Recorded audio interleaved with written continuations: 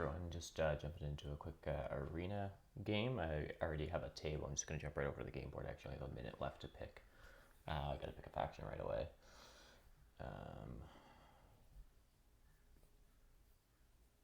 I was in the arena queue, stepped away for a second, didn't realize I had gotten a table together. So, yeah. I just came back a minute ago. I was going to pick something quick and then kind of break down the setup from there.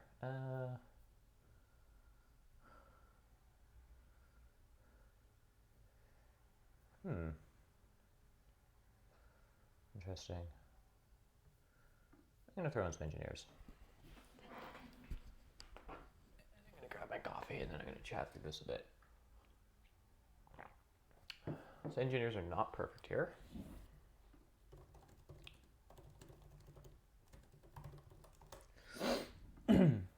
But I've been playing quite a bit of witches and stuff these days, and I just want to sort of try out a different color wheel, throwing in engineers.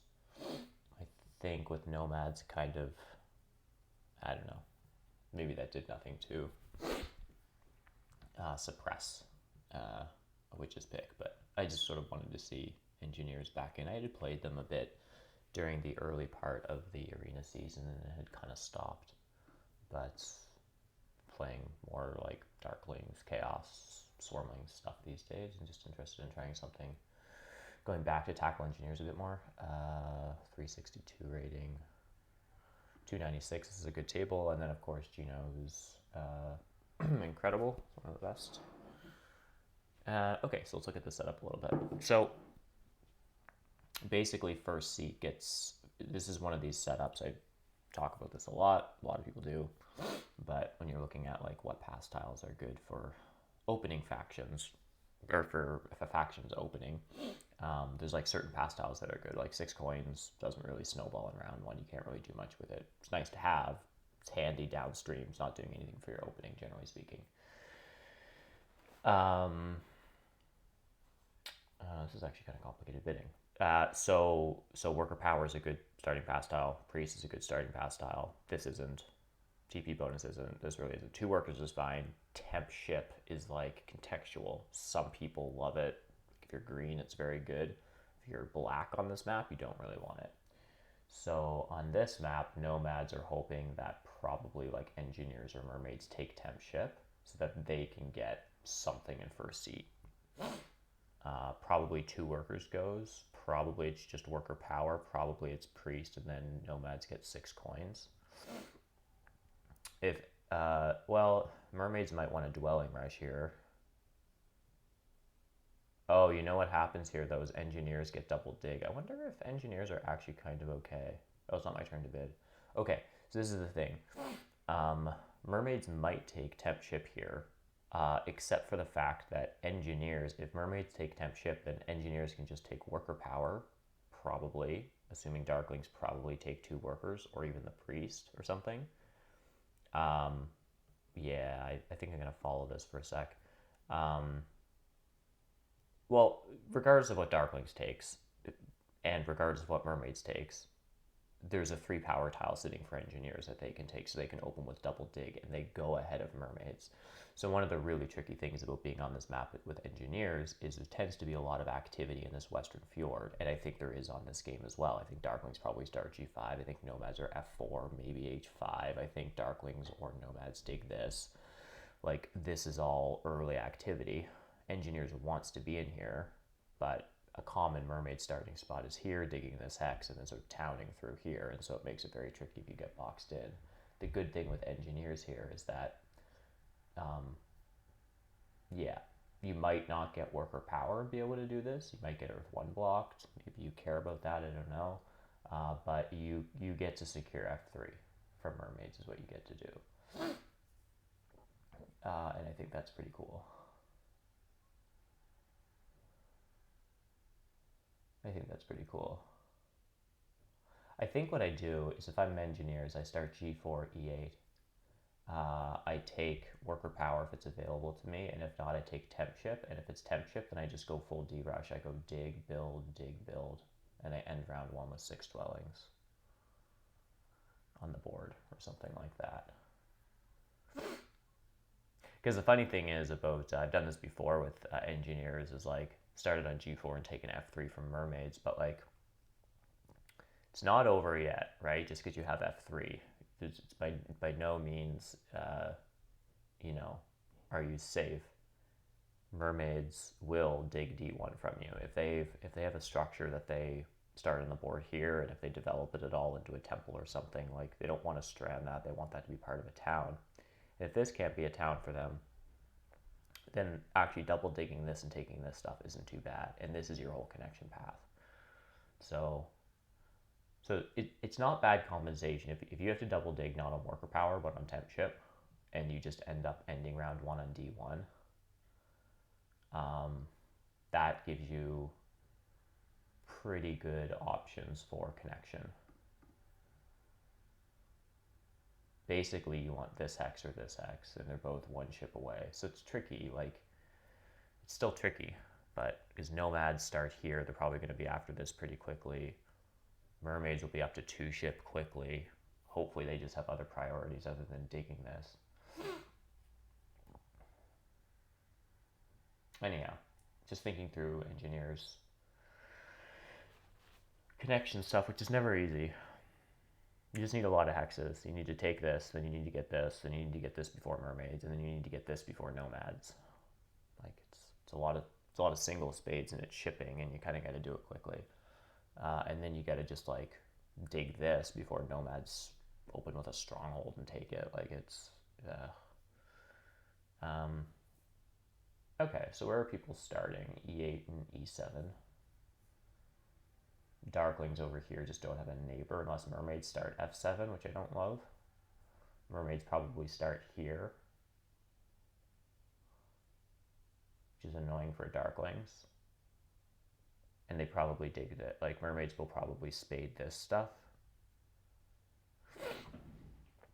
So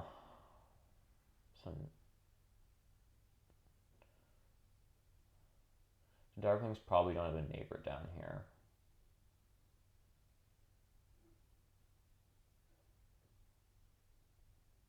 Darklings probably just don't connect this game if they start on G5.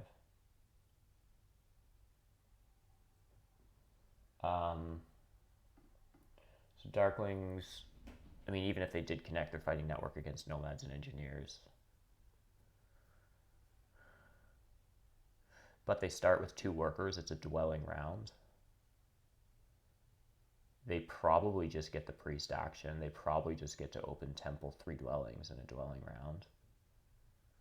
Maybe they get enough worker production or enough leech to just open sanctuary.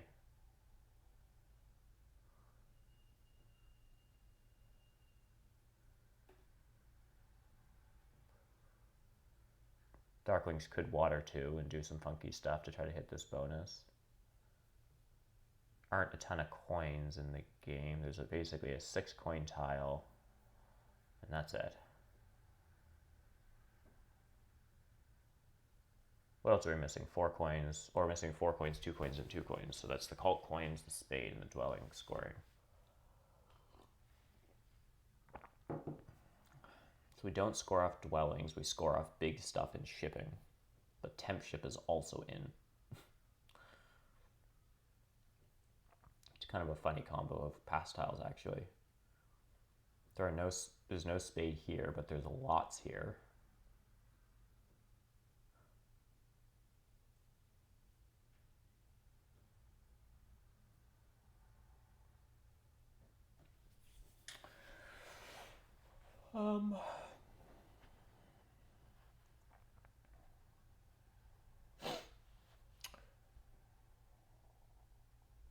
So based on the fact that I would take temp ship as engineers, nomads really want mermaids to take worker power. Because if you're nomads in first seat, you're getting either the priest or 2 workers if mermaids takes worker power. Assuming darklings takes 2 workers with the priest, probably it's the 2 workers. Mermaids then take worker power. Engineers have to respond with temp ship. Yeah, I agree. And then nomads just get a priest in first seat, which admittedly isn't that strong. I'd probably send it to Earth here. And then I don't know what else you do as nomads. Maybe you just open Stronghold if this tile comes to you, actually. Because I expect double spade and mermaids will probably just panic single spade somewhere.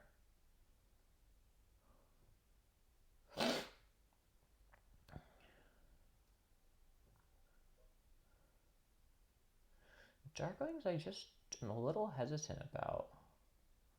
I guess they build an early big building so they can score off this. Engineers and mermaids don't want this tile. Nomads opening Stronghold could actually be pretty cool. Just to, I think that might be the play, is just to open Stronghold and take d4 first action or something. I don't know what else you do in round one. Take a priest, like you might just take a coins action and try to pass, and I don't know.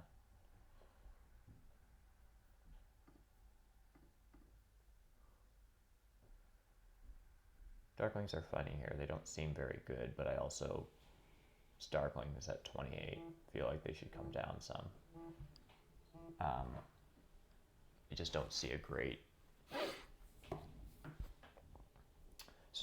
path here for them. I mean, I guess they just get to start with 2 workers. Yeah, and I should really be evaluating nomads as though they're probably getting a priest, or that people don't agree with what I'm doing with mermaids and engineers. And they might just get 6 coins. So how do I feel about nomads with 6 coins here?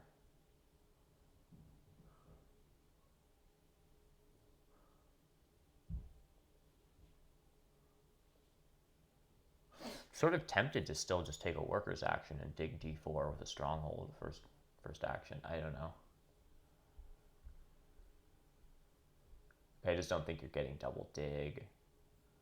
I don't see what you can do. Like, there's no like favor tile that's like gonna catch a bonus for me early.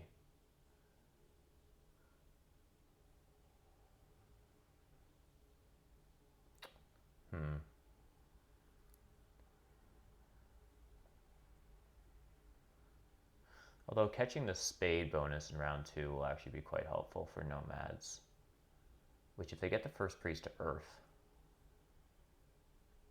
they can do it without a favor tile. Otherwise, Earth 1 or Earth 2 or something, they'd be able to catch this even if with a priest not to the 3 spot. Kind of looking at this bonus for nomads. Nomads do need a lot of digs on this map, even with a stronghold, if they want to really town quite a bit. I guess we haven't really talked about the track and how that fits for some of these factions. Engineers, this is not a good event for them. I mean, it's not great for anyone. But engineers will have all of their temples built. I guess they probably build a sanctuary here and then just maybe build another temple in round 6. Probably everyone, actually, now that I think about it, it's probably equal for everyone. Everyone just builds a temple. And the problem with this event in round 6 is that when you have a couple TPs and a couple dwellings on the board and you're trying to fight for network and really you just want to like spend a few workers on a hard dig to get an extra structure down, or hard dig down your landscape or something like that, like spending 2 workers and 5 coins for like is like fairly underwhelming, especially with this pass tile in, or if you have air 1 or like any of that kind of stuff. So I guess my point is maybe it isn't as bad for engineers as I initially thought. Everyone's probably just building a temple here. This is interesting for engineers. I like mid-game trading posts, I think is quite good for engineers. There's a lot of talk about like late TPs being the NG dream, which I've never really understood. I feel like engineers really want to build like their trading posts, oddly enough, are like their best building. They just have a great return on investments. They're very cheap. There's some workers in the pass tiles. There aren't a lot of coins in the game. Them getting trading posts out is good. Engineers can also just build a lot of trading posts early, and they're probably building a temple in round 3 anyhow. So it's probably like temple, water 1, and then maybe 4. Like they might be building 5 trading posts in this round. A trading post, a temple for water 1, and up to 4 more trading posts. It feels a little ambitious, but you might be able to do that. So I feel like you're hitting this by 12 points at least. And then maybe this by 4. So you're probably hitting 26 points on the track here as engineers. And the track is pretty bad for Darklings. Darklings will hit this a few times. Yeah. Darklings will also temple in here, build their second temple in here. Probably they'll temple Sanctuary and then temple for Water 1 in one of these rounds.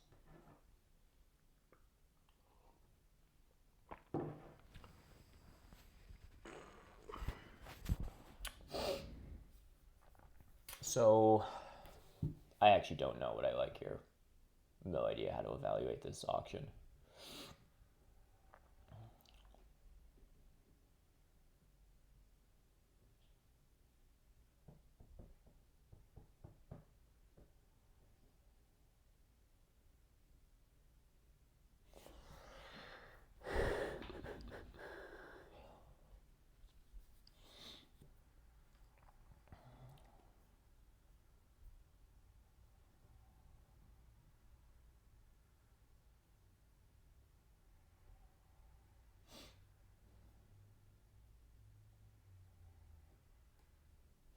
What don't we like about mermaids here?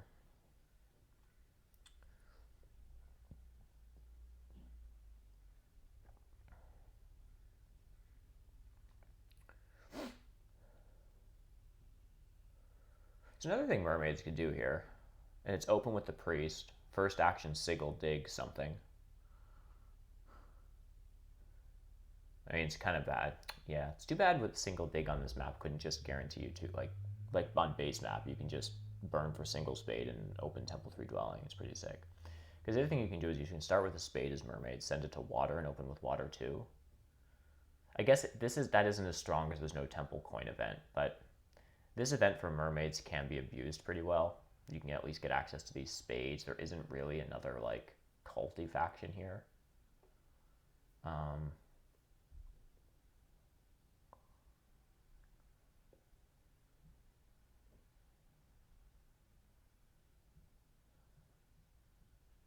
How could this go well for Darklings? Well, if mermaids don't start on G6 for some reason, because they start E4, F7.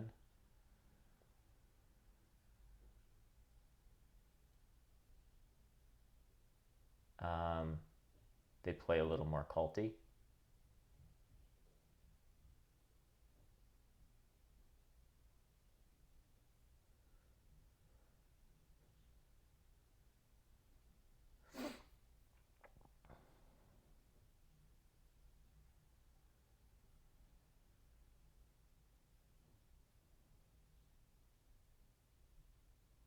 They score off this pass tile because no one else does, because nomads don't start stronghold.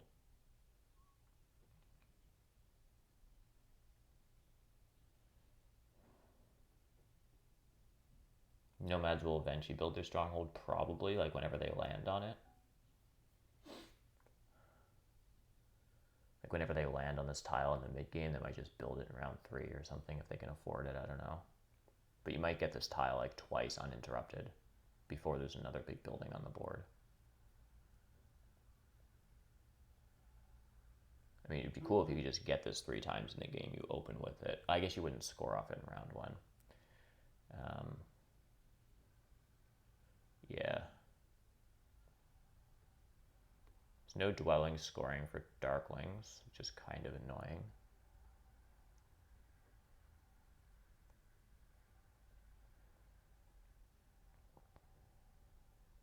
Gray is going to block Darklings from this side of the map. If Mermaid starts here, they just first action dig this, they Sanctuary Town. Maybe they beat Darklings to this stuff. They overtown and they jump over here with some shipping. But they never connect.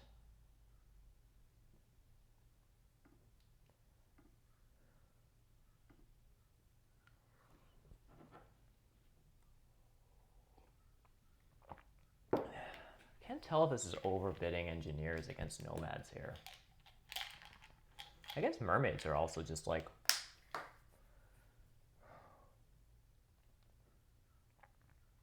Mermaids got double dig in round 1. Still prefer mermaids and darklings here. At these prices. Yeah, I mean, I'm notorious for overbidding engineers.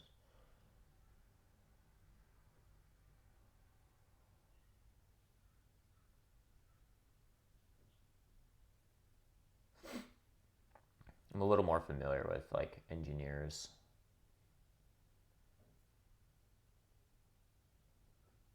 Mermaids just don't really see their opening. I guess with mermaids, I don't know, you just take temp ship. Actually, so maybe this is good for engineers, because the safest opening for mermaids is just to take temp ship anyhow, even knowing engineers are getting double dig. You could start here and here, and you could just build a temple, like single spade first action here, build a dwelling there, build a temple here or here, and then that's it. You get your temple 3 dwellings. Next round, when you're back to 1 ship range, you have access to this stuff. Like you can dig this away from engineers, so you probably town up here or something, and then you can just build there.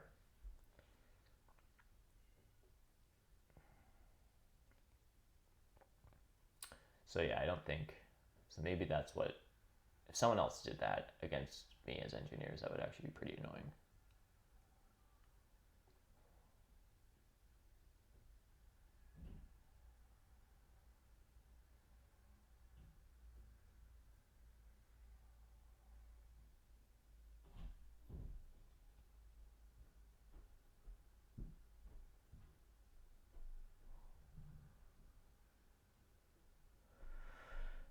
I just go coins. You don't want to take coins in 3rd seat though as mermaids, eh?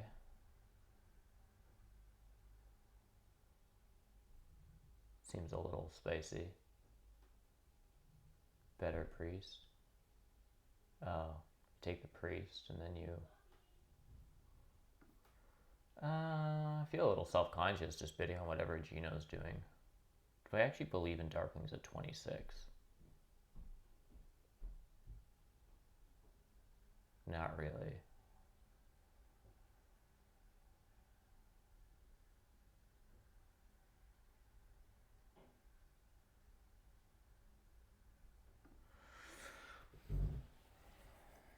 He might just jump to mermaids here.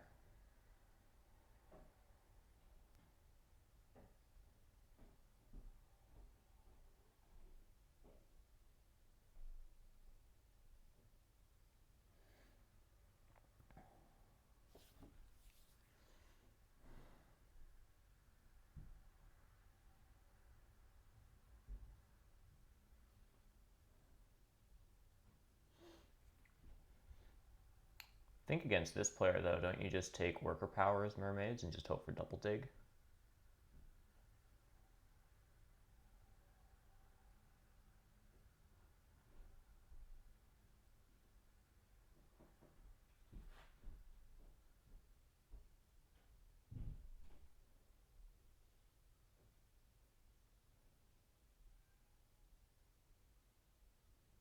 I think I still just need to tick off of nomads here.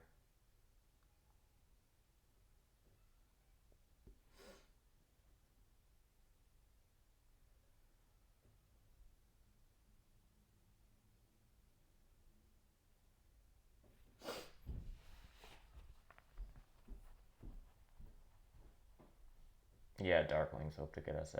Makes sense.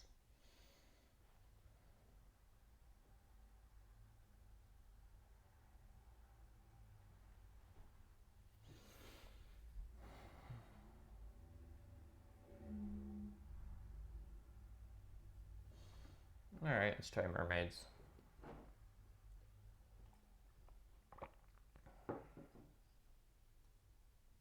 I think this is basically a fair price. I think engineers are bid down a little bit.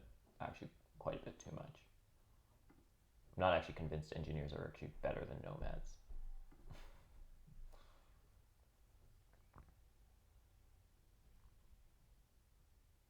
What I'm hoping is that engineers here don't take temp ship or something. I mean, it isn't. It is a little bit of a tricky opening for engineers to just take temp ship, open with a bunch of dwellings, miss out on Earth 1, and try to do that stuff. I think I am just E4, G6 here. 300 for this player. Yeah, after 200 games. Julie is better, like 360, and then Gino's, of course, like super strong. This is like one of the best. He's done some like he's won F2O and all kinds of stuff. I guess I just go here, E4.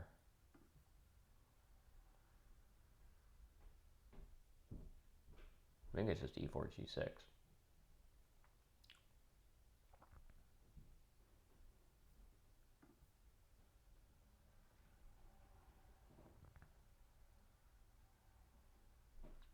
It's probably F4 and H5 or F4 and C8, presumably.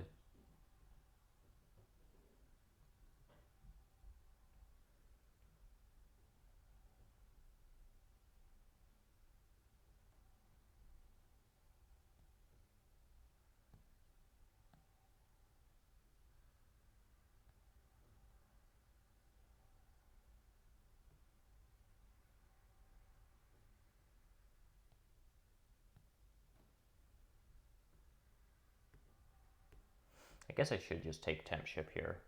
If what I'm doing is gambling on getting double dig, I would just rather it on temp ship, and I could just basically open with a dwelling rush.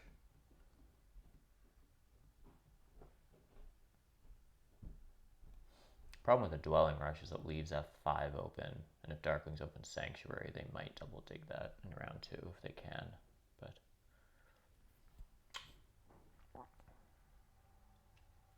temp ship is probably kind of better, because then at least I can just get down 2 dwellings with single spade.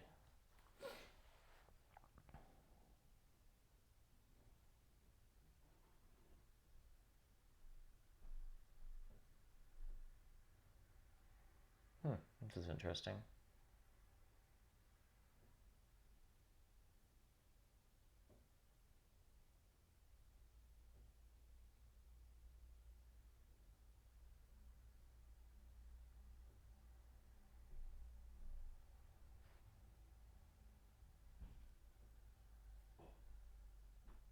Yeah, not starting at 4.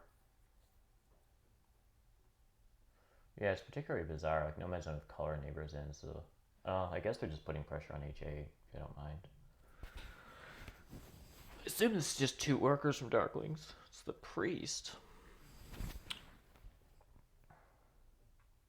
I guess I do just take temp ship.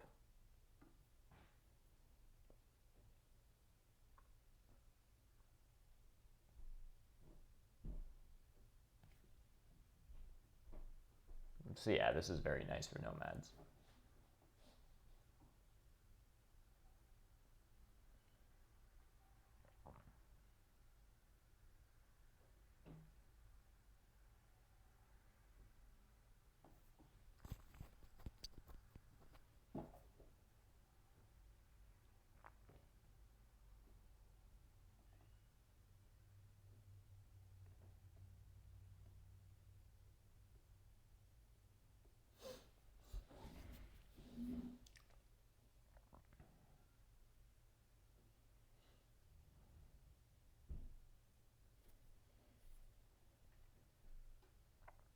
I assume this just has to be the big building bonus from nomads. Like, you can just open Stronghold and build a dwelling. Pass. Take a coins action, I don't know. Yeah. I mean, it's better than, like, what? Hoping for single spade? Like, it's probably double dig from engineers, but I don't know. They might just prefer to try to secure Earth 1 here.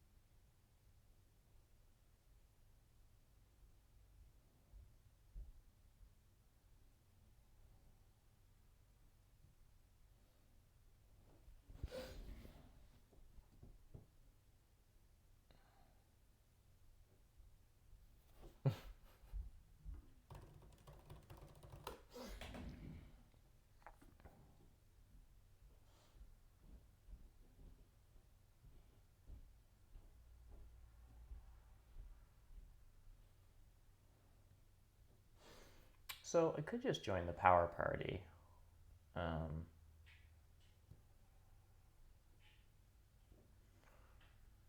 Assuming that I get single spade.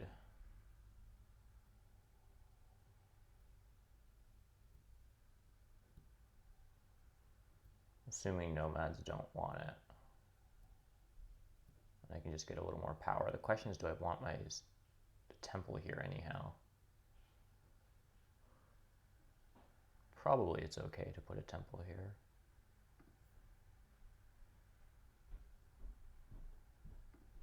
I think I do.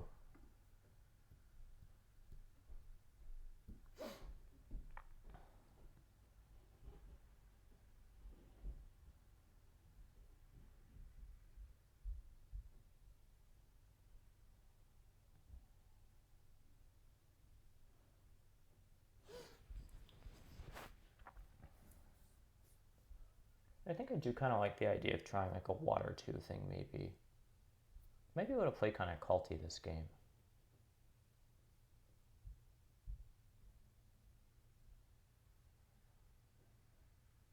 If I have 2 priests next turn, I can guarantee the Earth Spade. If I get the first priest to Earth for some reason, then I can use my water 2 bump and then I just have an extra priest. Worst case scenario, both go to, both go to Earth. So that I'm getting the priest, I'm getting the Earth Spade, and then I get the water spade, and, and then I probably just get the Air Spade. Oh, nomads do take single dig. Okay, this is awkward. Why they would do that? I mean, I'm getting a ton of leech. I guess I'm just taking the priest here.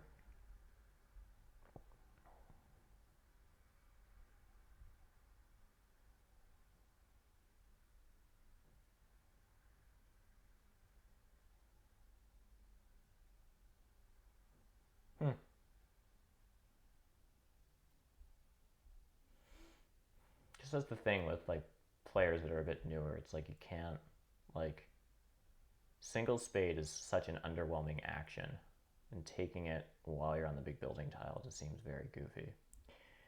I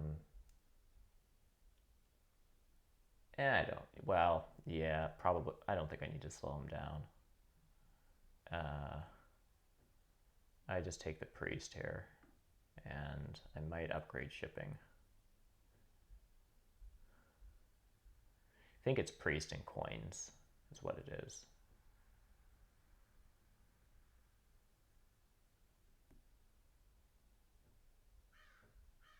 I think it's priest and coins. And then if I get an early coins action, does that help justify water 2 versus fire 1?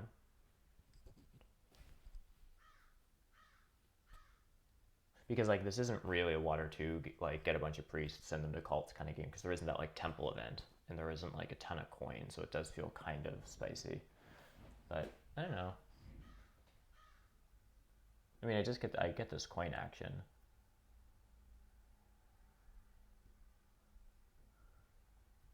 So nomads do go stronghold.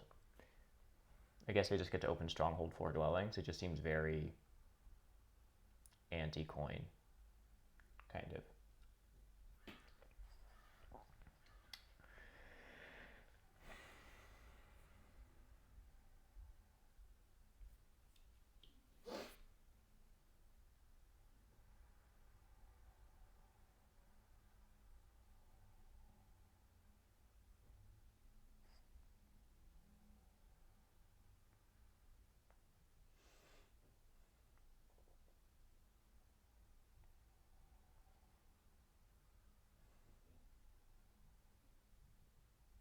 I mean, no one's going to want the ship BP, so if I can't pass on to 7 coins, I think, 3 power a coin and 6 points is better than like a priest or 3 power and a worker.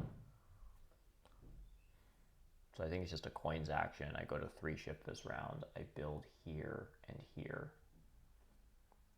And then next round I'm 2 ship. And nomads are going to stomp this. Oh, it actually provides some... Okay, nomads might take this round though. I'd love to be sneaky. Because I could take this from nomads. It would actually force nomads to like dig this and maybe even put pressure on this.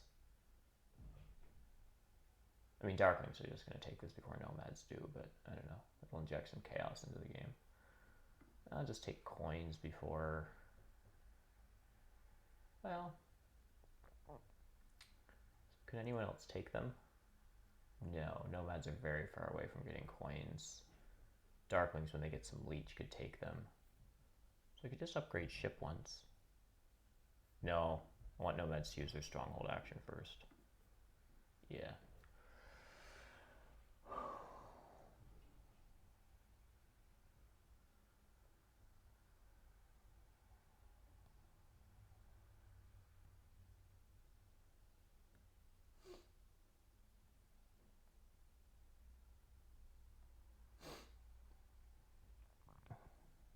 Nice. Okay, that's actually cool because it puts pressure on Darklings here.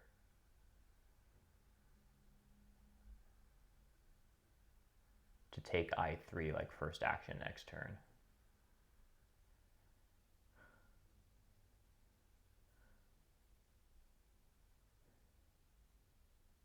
I mean, I guess the other question is how bad is Earth 1 here?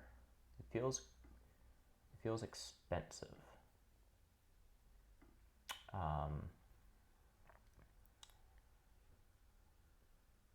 But I haven't built a dwelling yet. I don't know. Gosh, I'm torn between Water 2, Fire 1, and Earth 1. That's a lot of things to be torn between.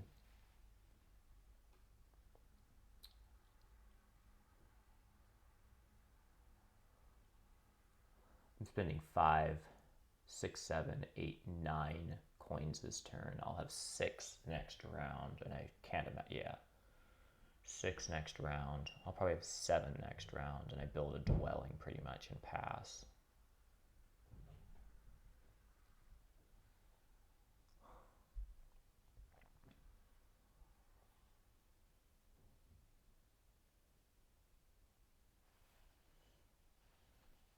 Really? I like using 3 ship range this round while I can, kind of. I don't know. Getting on I5 feels good. You like sending priest to water and then just taking fire 1 and then you still get 2 temples? It's like temple, like fire 1, priest to water.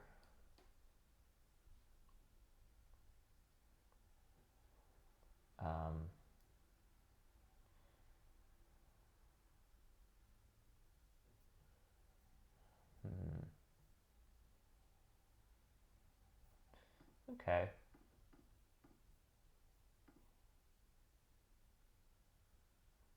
I'm just taking Earth 1 here.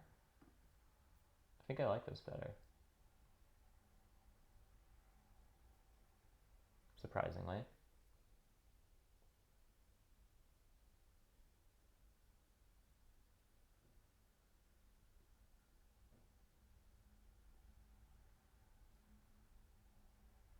Can't explain why exactly, but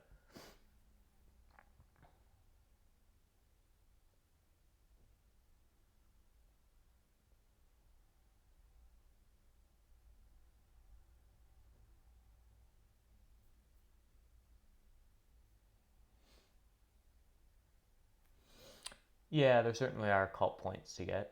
That's for sure.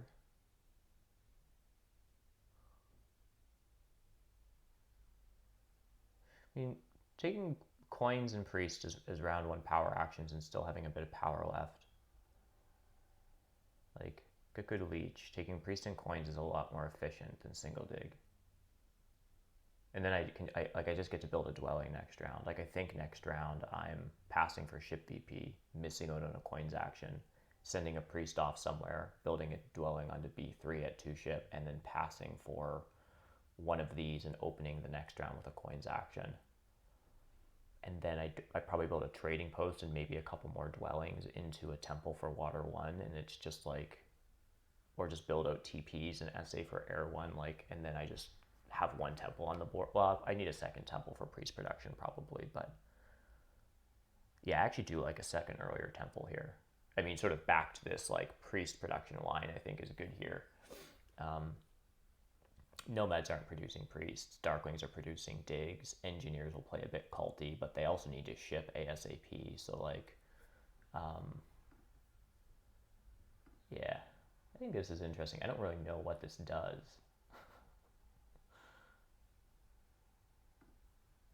Like, I think Nomad's first action dig this or something crazy. Well, I guess I can just Temple Sanctuary here. It's very annoying. It's injecting some confusion down here.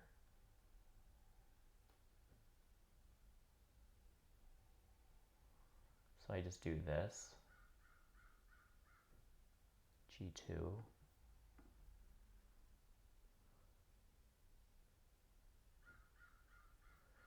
Yeah, this line is like maybe fine. Like it seems conservative. And I don't entirely know what I mean by that, but like, I don't know.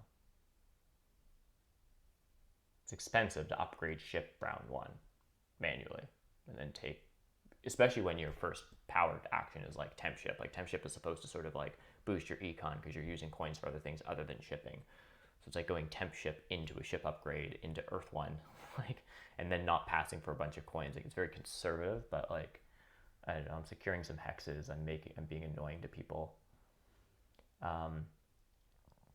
The other interesting thing I like is actually just hard digging a dwelling here.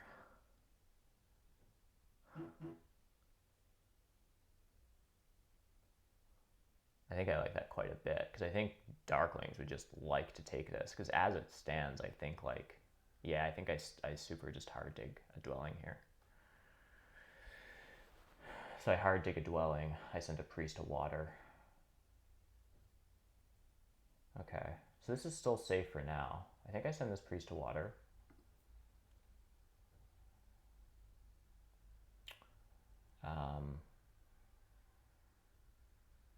I send this priest to water, and then I hard dig a dwelling here, and then I pretty much pass. Probably for this, and just build a couple TPs and take a coins action and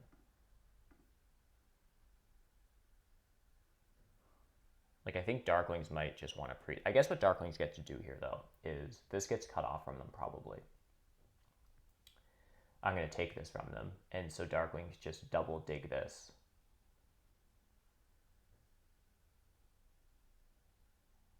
Well, it is annoying for Darklings because their temple's over here. I was going to say if their temple was here, Darklings weren't connecting anyhow. There's not much of a network game here for them probably, so they would have just double dug here and done a sanctuary temple. Their temple's over here. So this gets blocked. I take this. Darklings will need to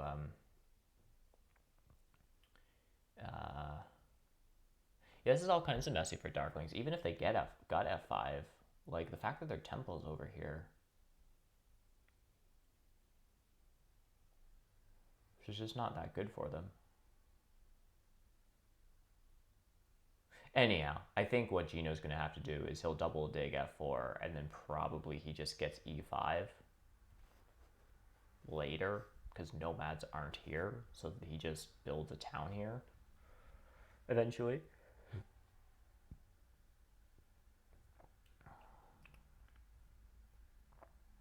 I have pretty good power here.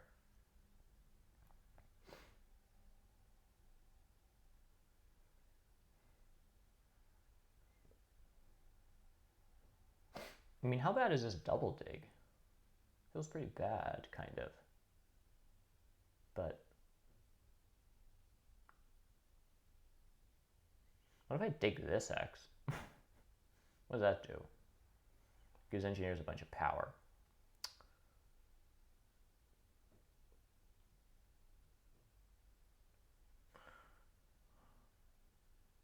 Yeah, I think I'm just supposed to take double dig. We can just double dig this. And this.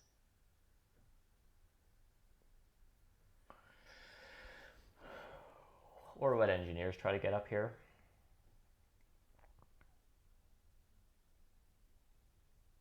I mean, if I just take this and this, engineers are only connecting if they cut this off. This gives me a future neighbor with engineers, but I can just take that later.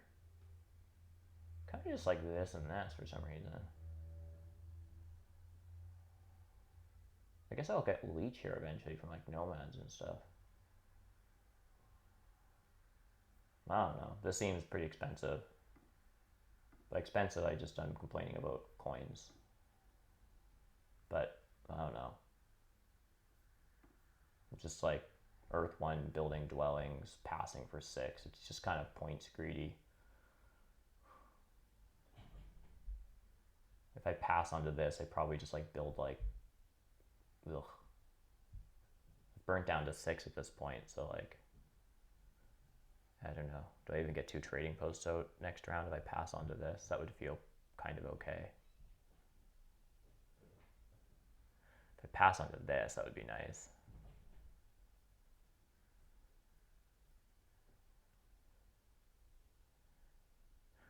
Nomads just have an early 2-key town, which is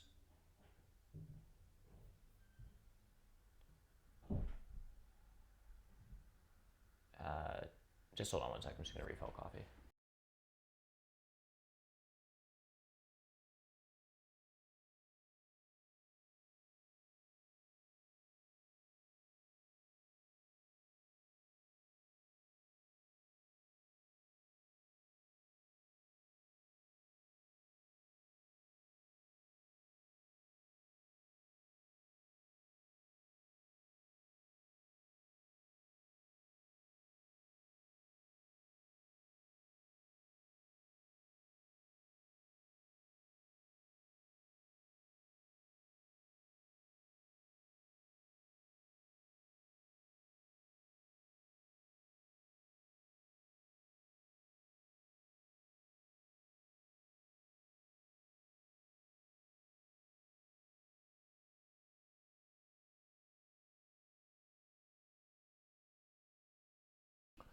All right, so engineers passed for temp ship. What else happened?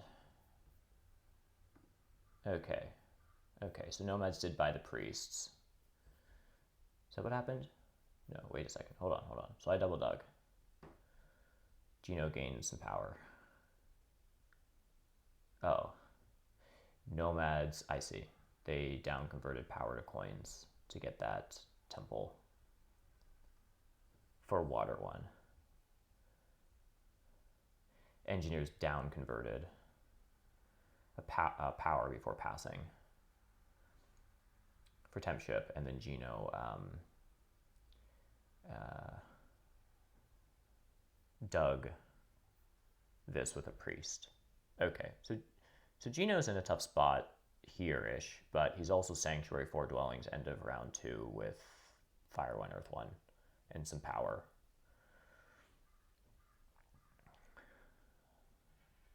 Okay, well, I mean, I'm just building this dwelling. And then probably this as well.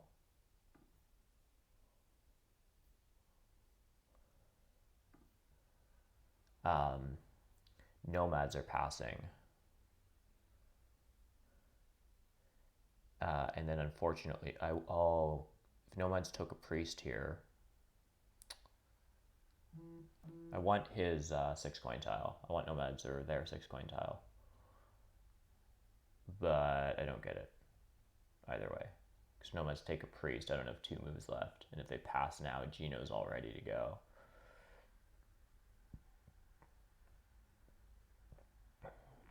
So I get a priest and a coin.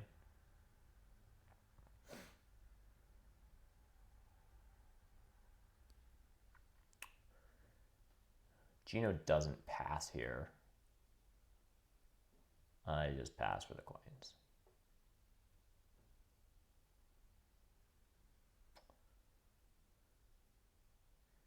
Next round, if Geno passes for the coins, I'm probably passing for the priest, sending it to air or fire, whatever 3 spots open, and probably quick passing again for this.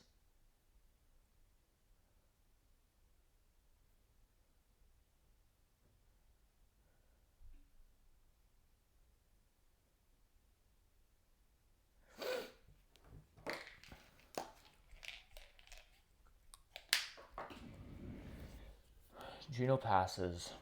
It does just take the coins. So I can just build a dwelling.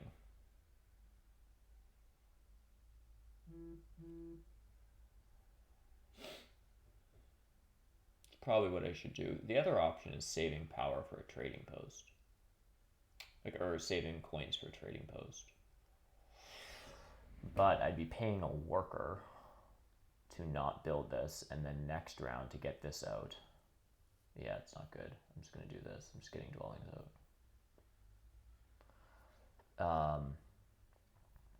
And then I guess the priest and the coin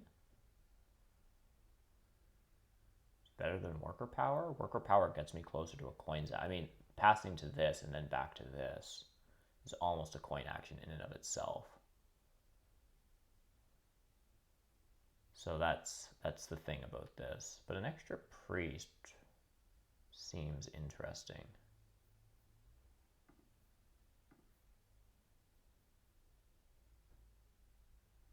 This could be incorrect.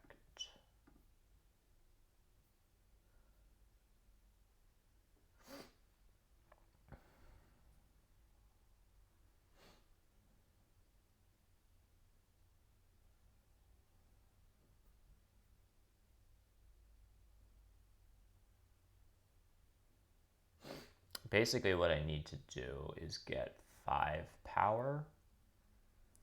I'm going to burn down to 4 next round for a coins action is the plan.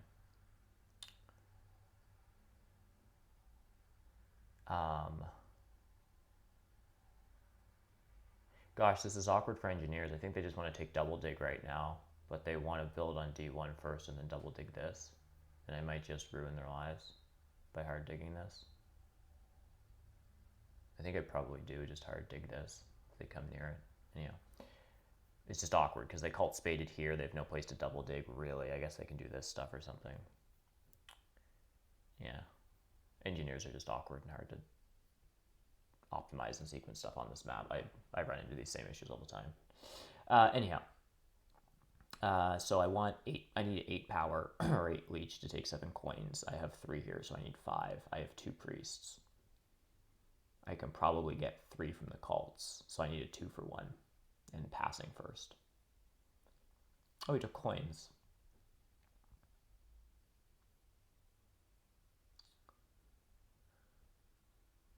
That suggests a ship upgrade. So they build here. Means there's no pressure on B4 this round from engineers.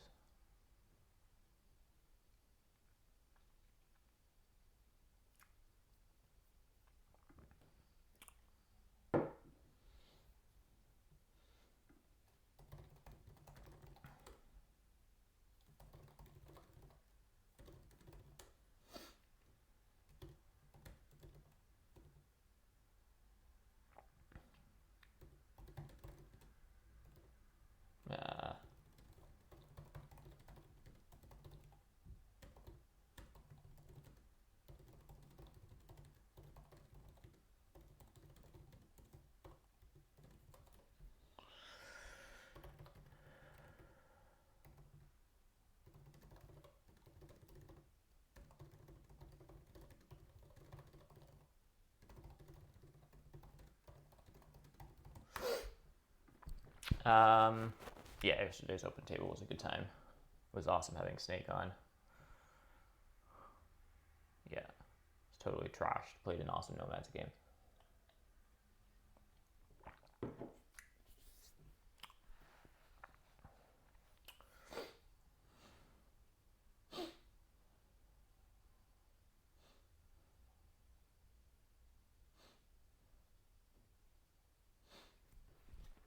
So I could send 2 priests to water, or I could send a priest to air, and then another priest to air. I could send 2 priests to water for 2 water spades, and then just say that I win air, or say that I win water.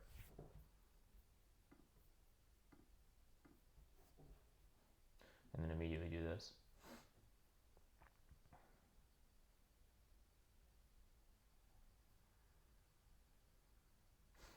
Probably should have just sent both to water there. I guess is that the play? This is still just 2 cult spades. It's a little bit more power doing it this way. Is it any more points taking another 3 spot? Like nomads with 2 keys are probably just going to challenge this cult. I don't know. Maybe I win one of these and then come in second in the other, as opposed to just going all in on one. I have no idea. I mean, it's also very tempting to just send the first priest to fire, to be honest. But then I don't have as much leech. That's the problem.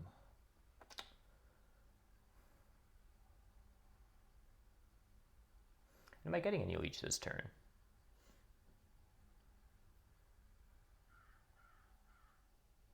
Doesn't look like it.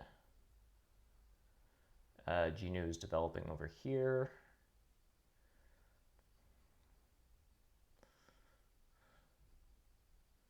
So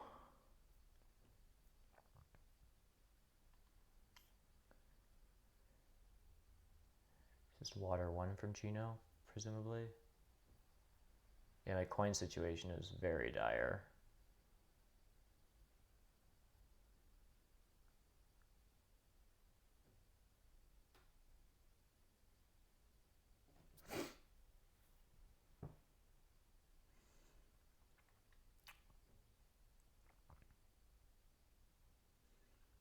I mean, first priest to fire is quite tempting.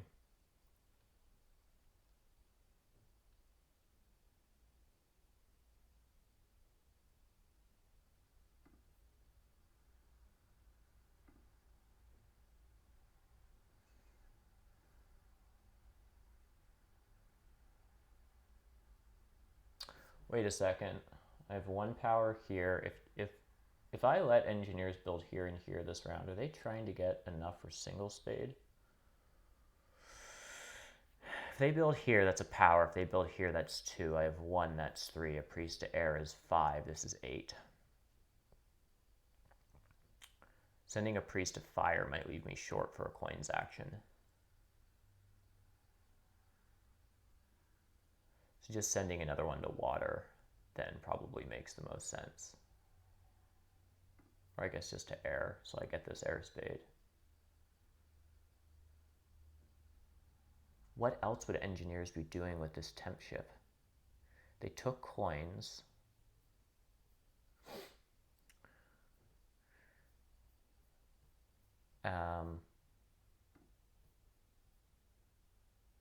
So they took coins. They built a dwelling.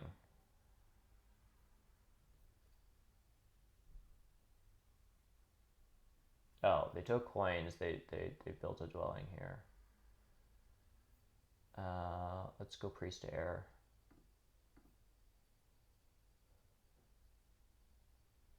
I mean, I know I get a power here. 3, 4, 5, 6, 7, 8. Yeah.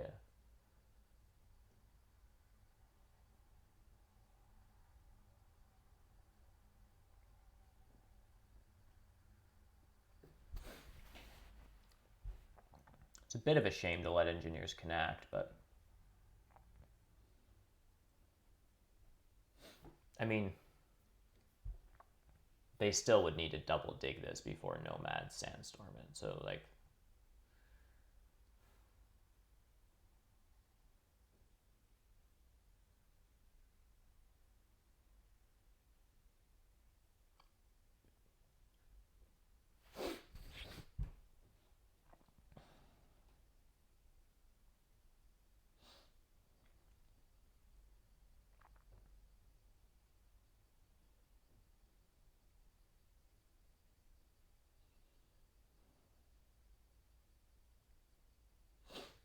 the other thing that gives me a power is building a trading post right now by going worker to coin.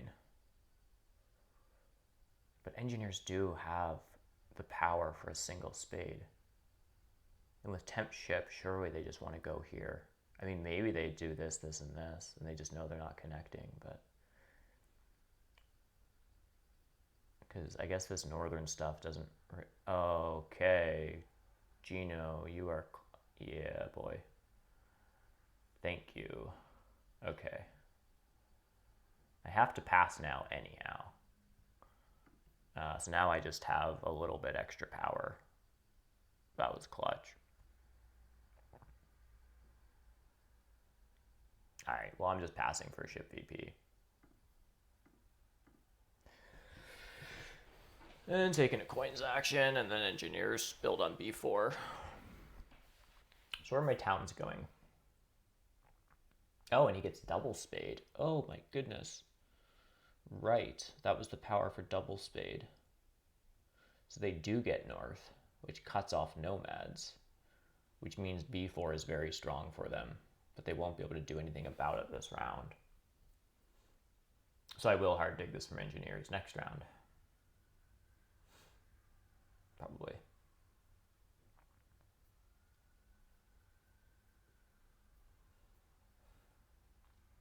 Okay, so TP round next round. I think it just looks like TPs into Air 1 or Fire 2 or something.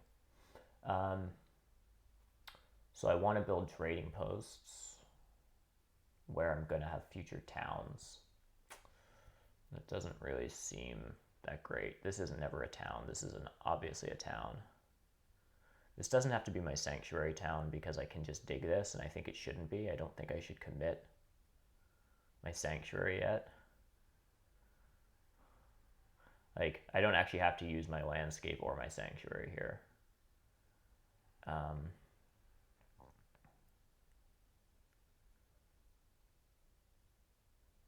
I probably just town over here.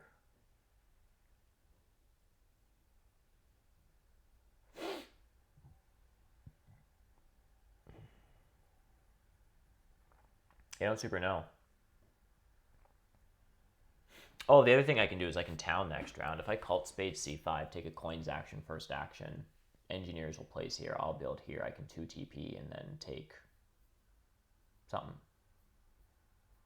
Cult town, probably.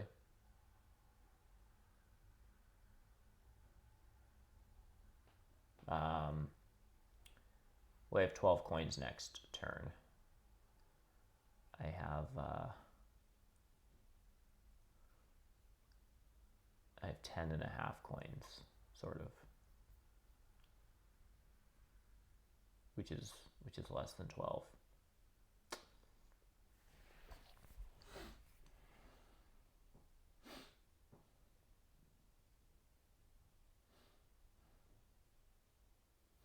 Cult spading here seems okay.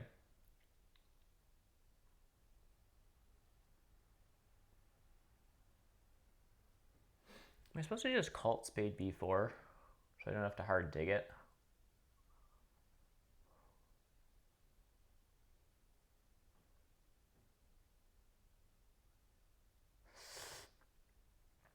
I feel like this is good.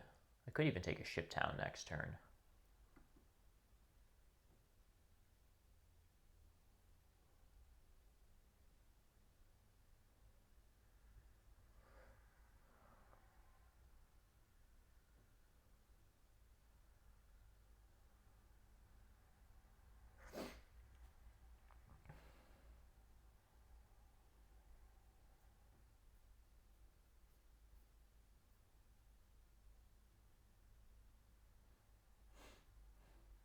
Probably here or here for the cult spade. Yeah. So I'm just taking this and then building here.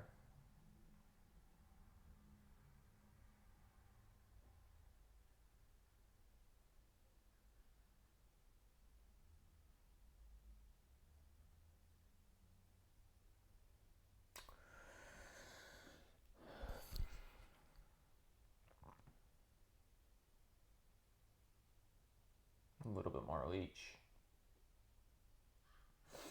Priest to air in a cult town comes with 2 air spades. Ship town is just worth a lot of points this round. Coin town allows me to get more TPs out.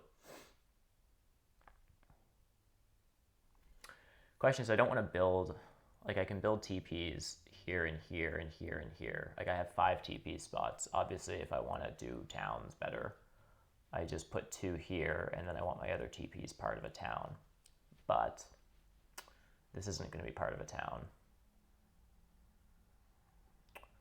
This might be part of a town if Geno takes this and I have a neighbor up here, or if engineers just come here and I can town over here.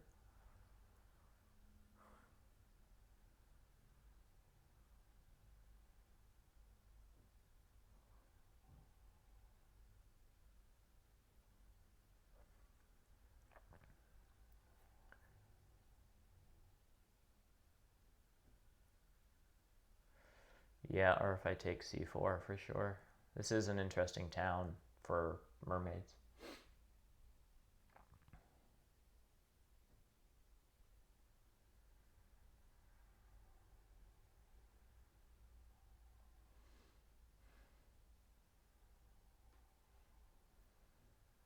I mean, I think I do need to build 3 TPs this turn. So I think one goes here this turn. Which means I can afford a cult town.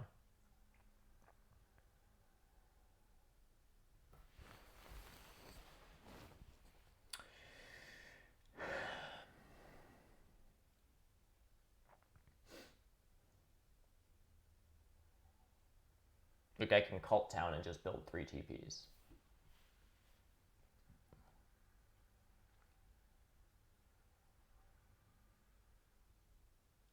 There's a cult page is worth more than 3 VP.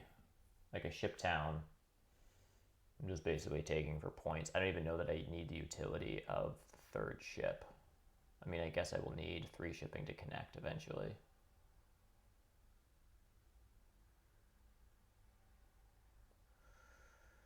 I mean, I'll start by doing, well, I guess I should send my next priest to air is what I should do. And then I'm okay with taking free power. I mean, a cult town just does look very good for me.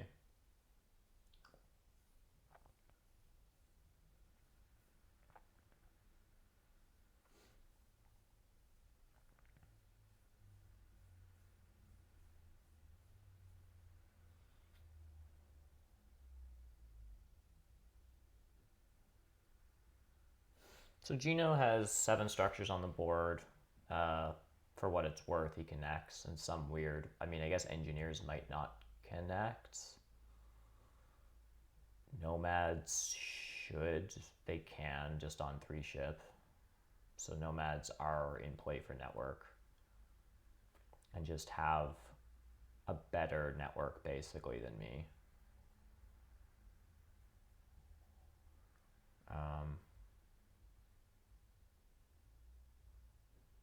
Geno's just been getting a lot of nice leech.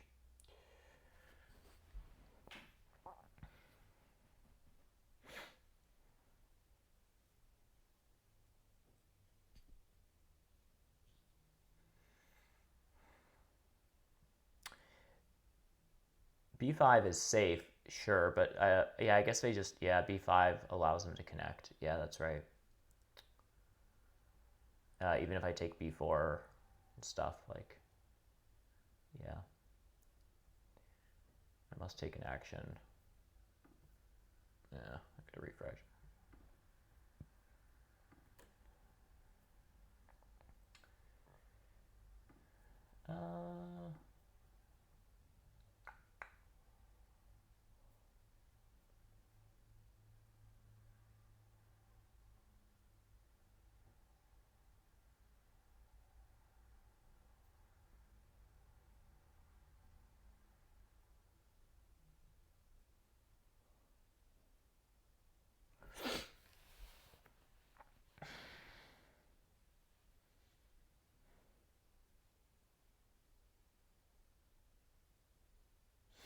Well, I'm just going to build a trading post here for now. I'm still actually kind of stumped on which town I want. I think it's probably just the cult town.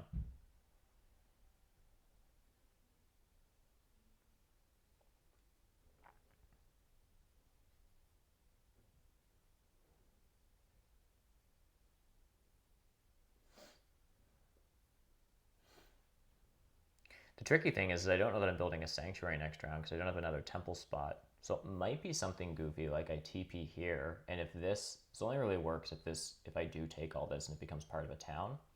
But if I TP here and actually stronghold next round, and then I just build like a temple or maybe even two, and then round after that, I don't know.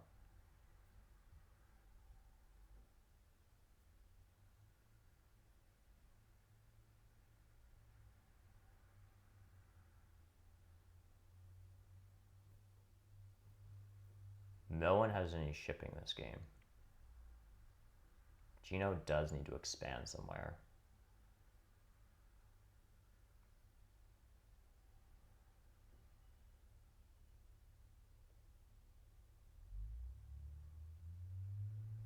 Yeah, the call town's totally better. I mean, the ship town is just, I mean, it's points, but like, the call town is just 2 points on Gino, and then it's a spade, and however you calculate this stuff. So it's like, it's at least 10 points. It's like maybe better, and a spade.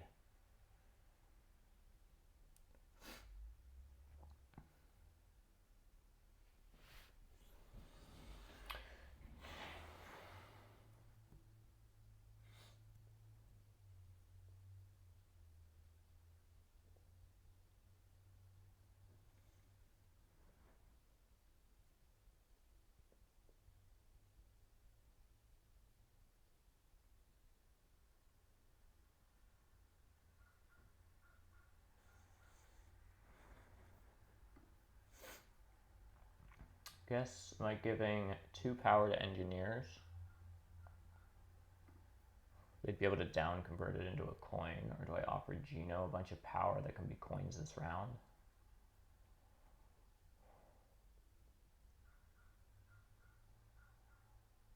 This is just an anti-Gino play. Am I supposed to do that here? Just play against the strongest player who seems to be in a decent position?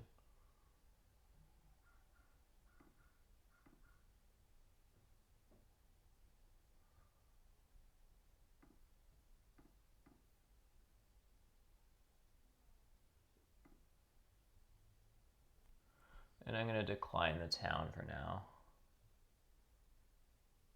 I think. Just put pressure on a cult town.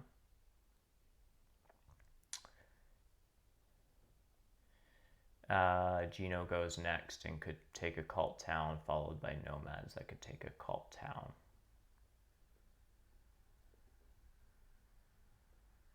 So I guess I do. Okay.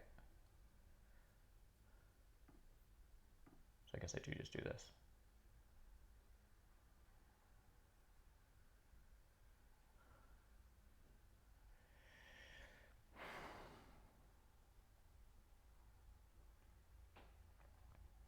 Gino's passing for temp ship.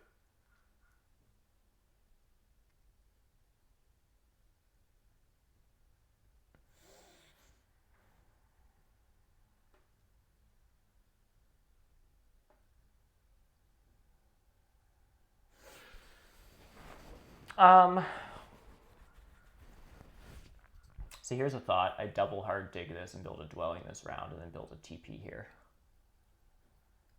Engineers still don't have shipping. Unless they have a great ship now, they don't. They could. It would be really annoying if I invested a double hard dig here, and then engineers just had temp 1 taking this. But it might be worth it, because I like the TP into stronghold line.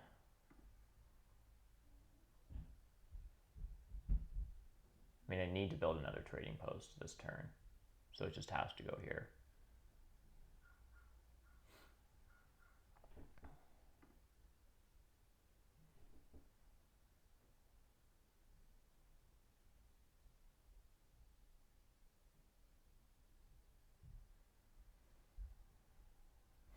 What I want engineers to do is just pass.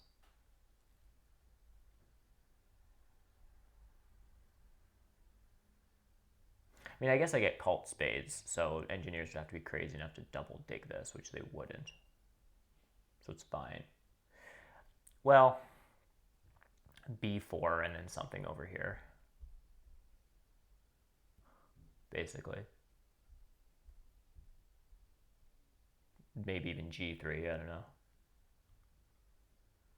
Probably not G3, I probably just avoid. I mean, it's a little awkward because if I take this, it's still only a 6 structure town, so I need Fire 2 or an expensive TP. I guess the question is can I do a TP, dwelling, dwelling, dwelling, dwelling, stronghold, dwelling, dwelling, 1, 2, 3. So it's like 1, 2, 2, 3, 4, 5, 6 dwellings. Oh, I have a landscape as well. So the landscape could actually just go over here or over here. So I need 1, 2, stronghold, dwelling, dwelling, dwelling. Landscape is a town with no expensive TP. But that's 2 dwellings. Trading post, 2. Oh, I was talking about taking Fire 2. Okay, so yeah. I think I can 3-town this game with either Fire 2 or a landscape or something weird.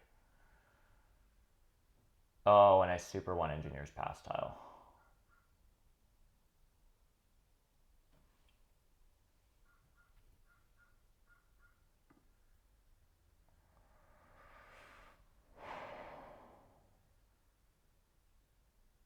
And I might just not get it. Oh, I can also just get the 6 coin tile.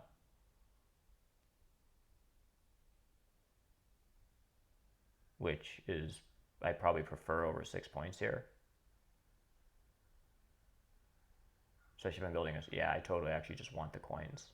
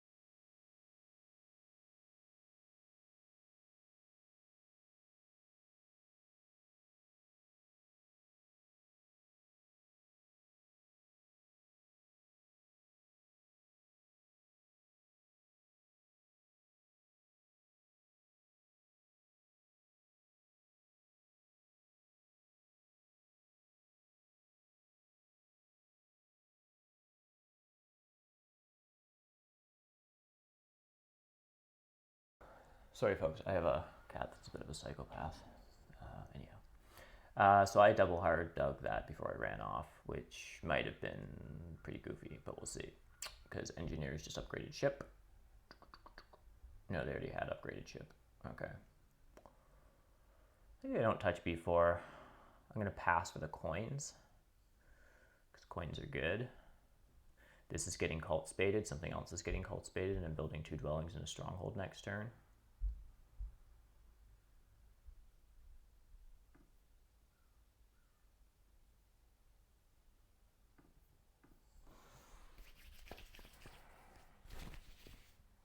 Yeah, I don't think I wanted to stall. I mean, even if that trading post pass tile was 6 points, I have stuff I'm trying to do still this game, right? Like I've sort of overextended myself, so I need resources. I haven't like figured my game mode, and I'm just like, you know, actualizing it. Like I'm still trying to do new things, and stuff can go wrong. So point is like, I'm happy to trade a point for a coin. You'll see me take a 2-for-1 leech, knowing that all I can do is down convert that into a coin, right? So to be consistent with that,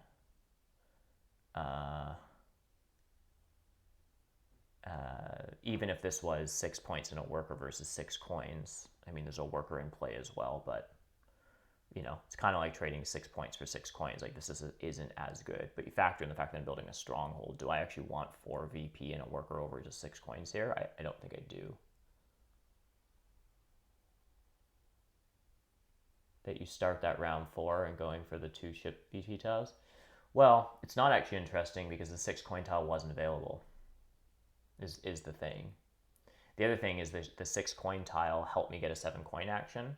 So if the ship VP tile is 3 power and a coin, 3 power is 1.5 coins plus a coin. And then if it's what enables you to get a 7 coin action, then you can give the 3 bonus, like a 7 coin action is basically just bonus 3 coins because you can, as we all know, because you can always down convert 4 to 4. So this is just like a free bonus 3 coins.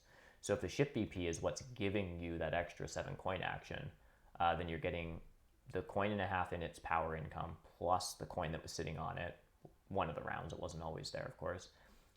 And then 3 bonus coins. So it's 5.5 coins and 6 VP.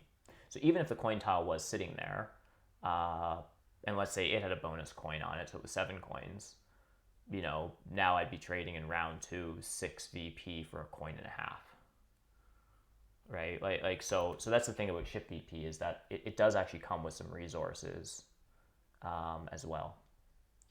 But the easiest thing to keep in mind is if you look at my previous passes, the 6 coin tile just wasn't there. So I didn't have to talk about that.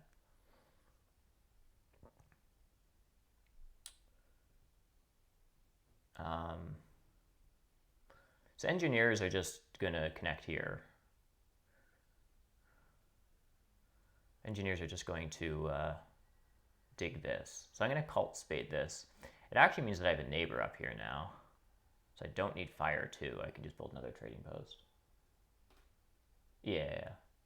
Yeah, it's like one thing, not to be overly defensive, but it's one thing that I think I do slightly better than other even high-level Terra Mystica players is like, and I think I actually focus on this in some degree too much because I'm sort of like obsessed with it, but it's just consistency of decisions. I'm not always consistent, and then sometimes I call myself out on it. But it's like, you know, a couple things are true in Terra Mystica, and then so from there you can sort of deduce other decisions, basically, right? Like, I think I'm just cult spading. I should pay a bit of attention. I'm just taking this because this is a town, and then I'm taking this. If this is ever going to be a town, I'll need to take G3, so I might as well do it later and avoid giving engineers leech for longer, right? A2 also opens up B1, which is cool, but there's no town up there. I already have a structure here, so it's probably just this. I assume I don't get a coins action here. That would, no. What if I just win 2 cults?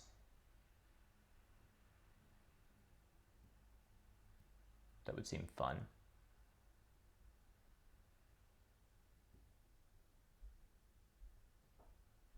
Yeah, a lot of my early me figuring out Terra Mystica was like accepting certain precepts of the game, like accepting certain truths of the game based on like meta that was developed by expert players at the time, and then working from there. So like people take leech, right? I think it's generally accepted that leech is better than not leech. So like, you know, watching how people take leech early and sort of be a bit more conservative late is like, okay, so I would prefer resources over points in the early game roughly to this proportion.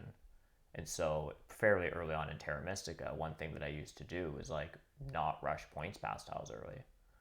So I was like, I just took a 4 for 3. Why am I selling myself out for dwelling scoring with 4 points on it when I can just pass for 7 coins? Or take the cult coins, which comes with a worker, like on a, you know, fire step kind of thing. Yeah, I'm just not winning water as well. I win a cult. probably don't win two. Can I write up Aaron Weber's list of... Yeah. I guess I just take this.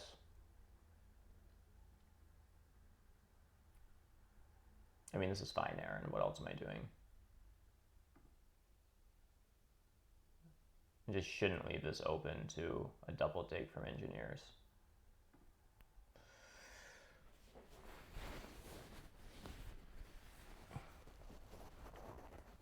One of the main things that I focus on a lot now with Terra Mystica, like the consistency thing, I rant on a lot about because I see people not do it, and it's easy for me to talk about. I used to rant on a lot about how like sanctuaries are bad, but one of the main things that I think a lot about in Terra Mystica, I've fussed over it for a while, and I think I'm sort of done obsessing over it. I'll find something else to obsess over it, but it's about trading posts and what they actually mean. Because everything in Terra Mystica has a much deeper something behind it. You know, it's not just a building that gives you a couple coins. It's like, it's a necessary part of your building order, and there's quite a bit of interesting math that's actually going on in here if you try to work it out. And it's trading posts really are central to the game of Terra Mystica. Like they're a pivot point. Zoris always used to talk about like when he looked at a track, when is he building his trading posts? And I used to get that as like, okay, like that's a helpful thing to think through. But like I think part of why Zoris was like fussing about that is because like he knew as well, like there's like a thing about trading posts. It's like it's very important and it changes your game a lot. And they're sort of a necessary evil. They're basically bad, is basically the long story short. And so like it took me a while for me to like get that. But I think like over the last few months, I've started to like hear Zoris's words sort of in a new light of like, when am I building my trading posts, and sort of understanding why that's such an important consideration. And also just understanding why trading posts don't have a return on investment, basically. Which does seem goofy. Okay, so engineers connect. Good hustle, man. This whole D4 stuff, I think it was actually like me going on E5 caused like nomads to go here, which meant engineers could dig through here or something. Yeah. They hustled and made it work.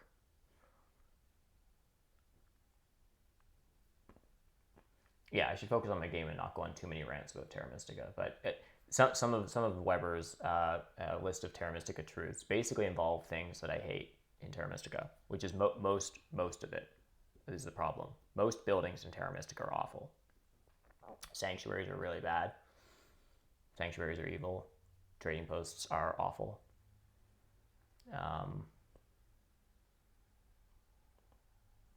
Basically, building dwellings and coin actions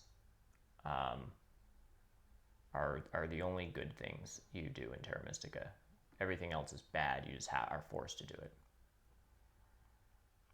Building a trading post is like going to the dentist. Sometimes you just got to do it. You don't want to, but you have to. All right, so I have to think through this town construction. Would just love to be able to autopilot this, but I can't. I don't have water 1, so that kind of means stronghold is a bit better here. It's a stronghold, no landscape, and fire 2. And then my landscape can go over here because I will sort of run out of dwellings. If I build a trading post here, that gives me a third dwelling, so I'll have four level 1 structures. So a TP is 2, 1, 2, 3, 4 level 1. I actually don't need a landscape in this game. I could go stronghold, dwelling. Now I'm out of dwellings. TP, oh no, I do need one. A trading post here, which gives me, 1, 2, 3, 4, 5, 6 would actually be a town. Do I have 4 more dwellings this game? 1, 2, 3, 4. With a trading post, I don't. So I do need the landscape. Trading post, dwelling. Why can't I think through that? Gosh.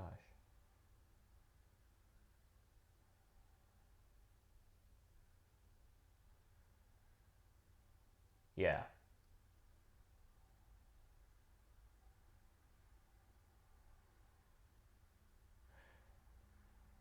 So I am building a trading post. Okay, and a few dwellings. So I guess I just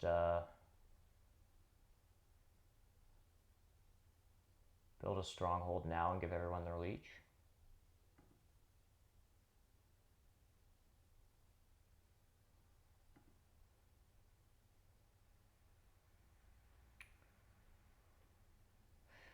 The other thing is like, do I send it? Can I actually afford here a priest to water? Buy a priest and lock up water.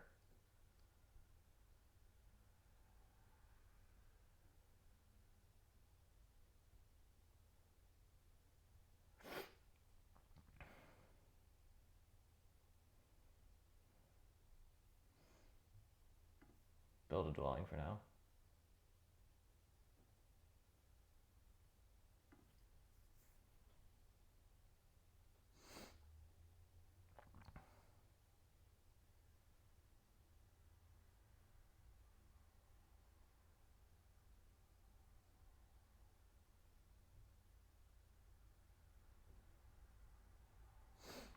So I basically need 3 more spades, including my landscape spade.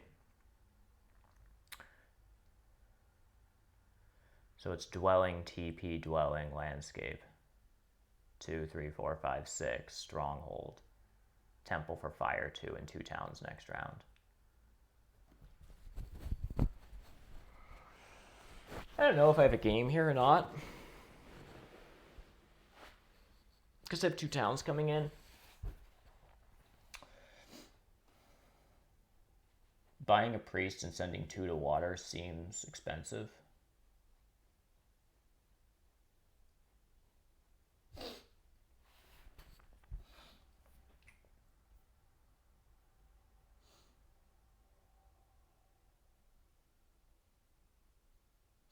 Okay, I am just going to take these resources. The only person I get free leech from here is guess Gino hasn't built another town. What is he up to? Oh, he's going 2 ship.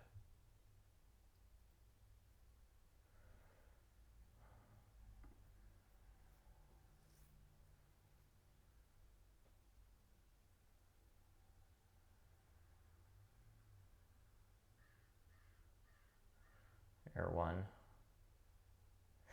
It is a shame that I'm missing out on Air 1 this game. I'm literally going to go Earth 1, Fire 2. But the Stronghold is just cheaper, basically. It's 2 coins cheaper. It gives me a ship advance, which gives me 3 points. And Air 1 would be this game's 6. I mean, it just also helps me build a town is the thing. Okay, so who took a priest? Nomads did. Yeah, that's annoying. I think what I'm trying to do actually is just build a stronghold and like pass out of this round so I can get on ship BP. Basically. The thing is I actually need a lot of workers.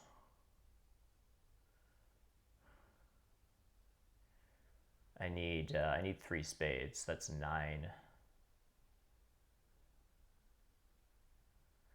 I need like 13 workers.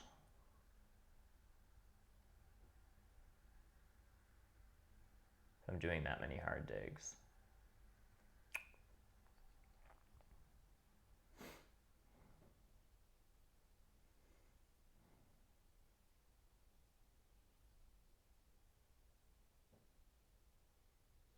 No, it's not random. It's never been random. The map and arena.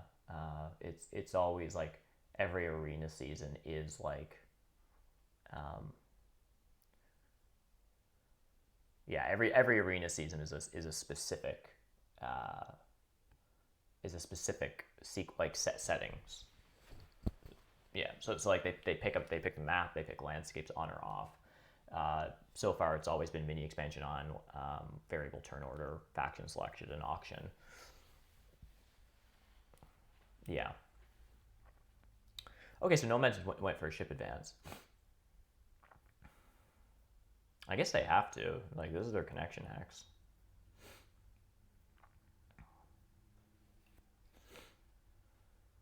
I might actually win water because Nomads only have one priest left, and they will need 3 shipping this game. So they need 1 more shipping.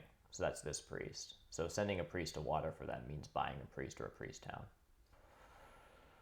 So I can down convert all of my resources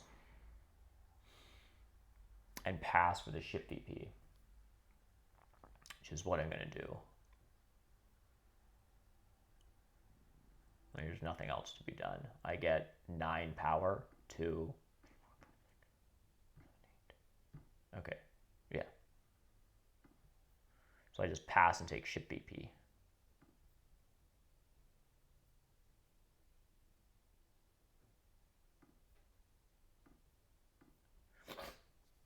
Now, I'd love to open with a coins action,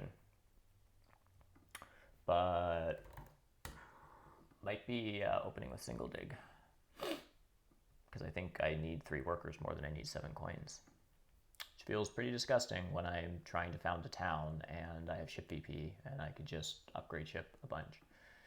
But so probably single dig is wrong. So let's find a path where single dig is incorrect. Dwelling, TP. Then I have another dwelling to build. I'll need a temple for fire too. This town's up, and then this is dwelling, or TP dwelling, which is 2, 3, 4, 5. And then I'm out of dwellings again, so I hard dig down a landscape, which is free. But then I need 3 spades. 15 workers and 12 coins. So I actually have all the coins I need.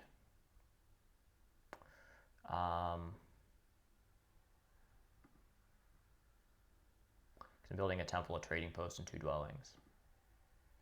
So I have lots of coins. If I single spade, now I need 12 workers. Getting closer. One of my towns can be a worker town. So I have a coin left and I'm short a worker, which can be a priest, basically. I think that's the play, guys. I think I think a priest is a worker here. I have 2 towns coming in, and there's 2 things I want to do. Win water. Oh no. Oh, that's brutal.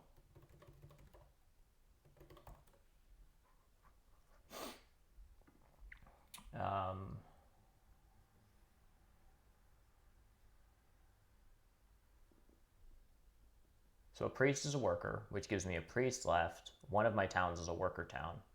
And then this final town can be whatever I want. So I could take a priest town, but then do I have coins for a ship upgrade? Like, there's basically 2 things I want to do next round. I think I send a priest to water, and I might just tie nomads on it, like, or maybe even win or something. And I'd love a ship upgrade. A ship town is just straight up 11 points.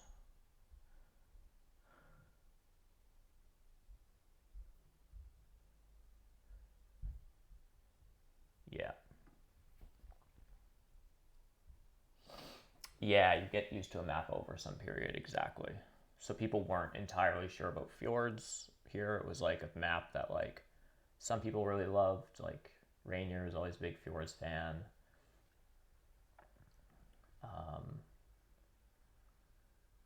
There's like some Snellman people that like played fjords, which was sort of developed through that community. I think it was like a fjords league or something. So some people had like some decent fjords experience, but the larger like Terra Mystica community, BGA community, like wasn't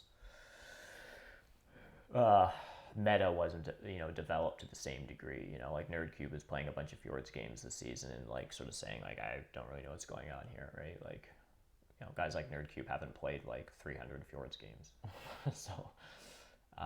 so the entire community is like forced to play Fjords landscapes, and so like thousands of games are played and people talk about them online, and then like metas develop. So that's kind of the cool thing about Arena, is that it just like forces people to play like a particular setup, and then we get used to it and we discuss it and we debate it, and then yeah, people just sort of learn together, I think, is a cool thing.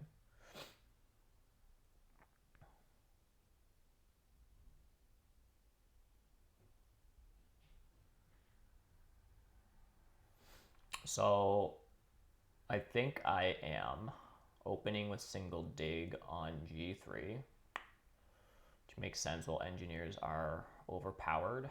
Building a temple then on D2 for fire 2 in a worker town.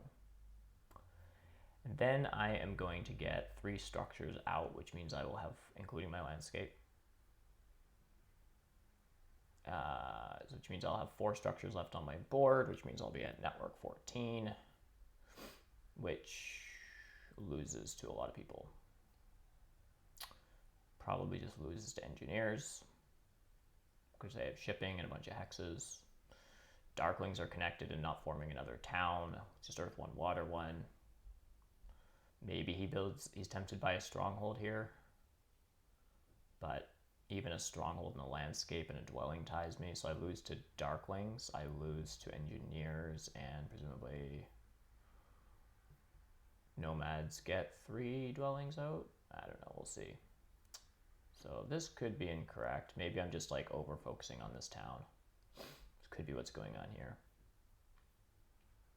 But the temple's worth 4 points this round. I don't know.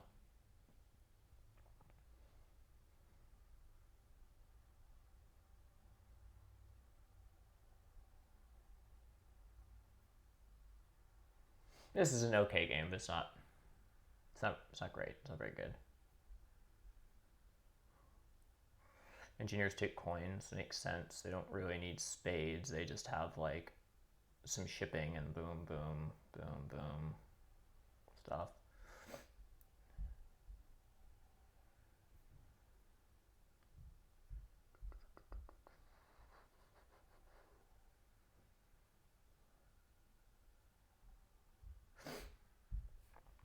So I get 2 towns. The easy path is like, I don't know, I town up for a worker town and then I town up for a ship town, which upgrades my shipping. That's 4 plus 4. And then I send a priest to water and I'm building another dwelling. And then I pass for 12. I get 0 in network and I get first. Let's say I tie. Yeah, I probably get that point from, I get both of the points with Darklings. 131 does not seem winning. Gino will have a bunch of network points. He has very good network or ekes out another town or just gets a stronghold. Like, I don't know. Maybe Gino's just winning this.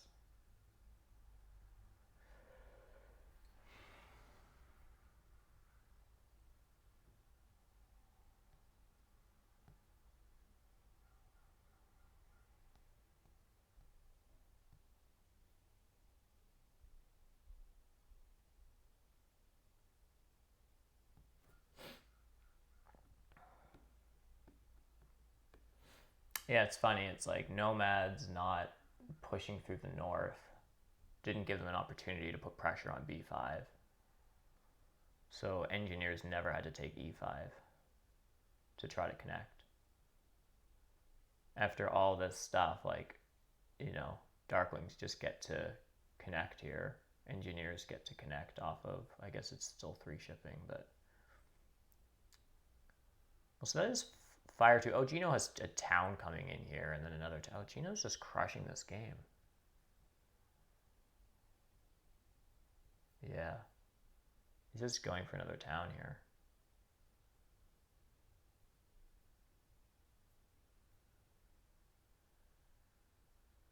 It's kind of brutal.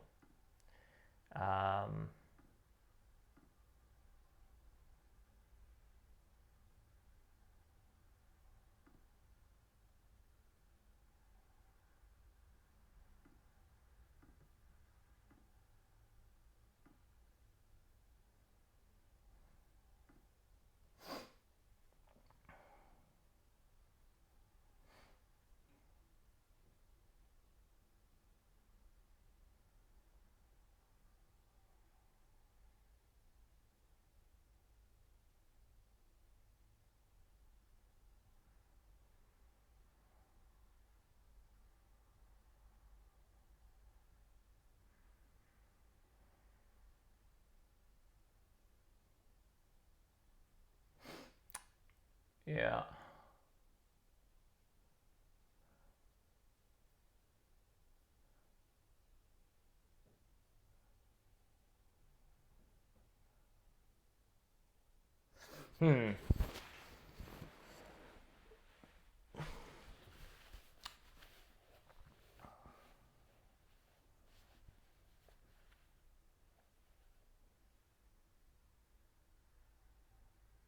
Yeah, Gino's just played very well this game.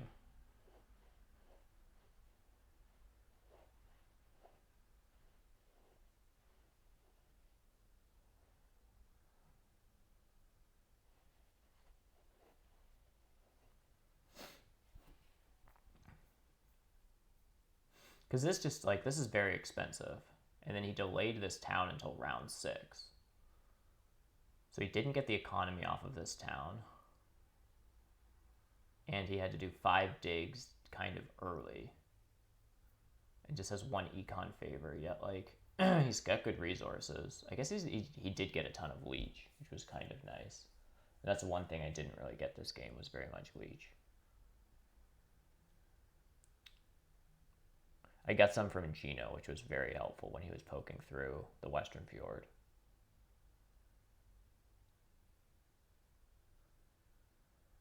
Gino and I each have a town coming in. I have a better pass tile. He has better network. I have better cults. Maybe I'm not as far behind Gino as I think.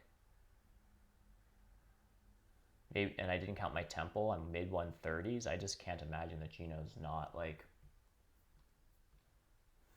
I guess the thing is Gino is also just not doing that great on network. Like, surely to gosh, Nomads will just, like, win network here, and Engineers will, like, come close to Nomads. And Darklings will, like, just get 6 network points.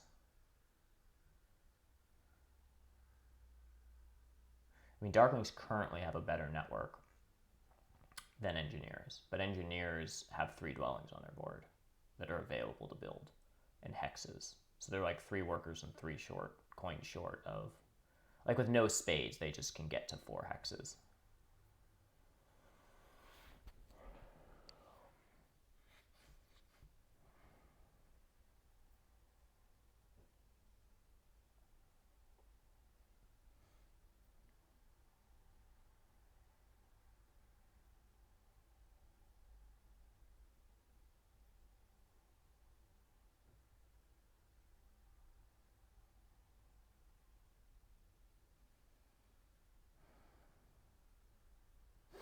But I think Gino's high 130s here, or 140 anyhow. If he builds all this stuff, somehow still only gets 6 network points, gets an 11-point town with his priests. So Nomads are just probably going to take water from me. Do I want to do anything about that? I guess the thing is,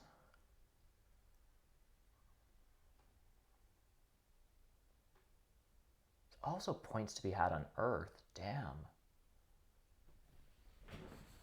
Yep. Yeah, that extra priest line would have been handy here. I mean, do I just send a priest to water and ask Nomads to take Earth? The thing is I don't think these priests can... be used for shipping upgrades. One of them is a worker. The other one can be used on a cult or for a ship upgrade. But I don't have the resources to do that.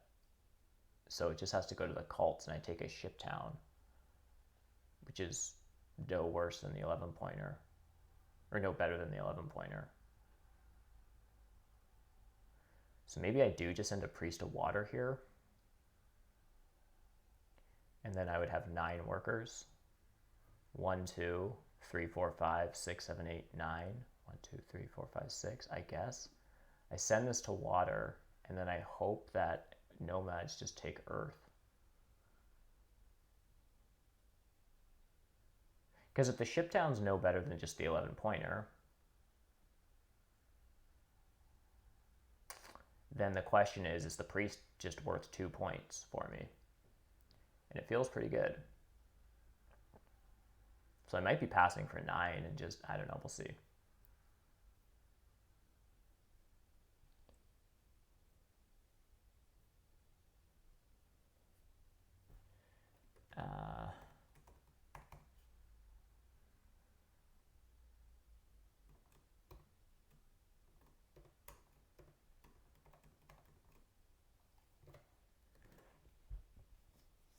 I think I'm high 130s, however it shakes out.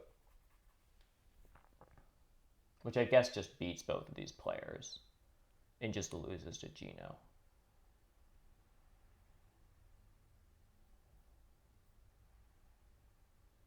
Gosh, I hope these players win network.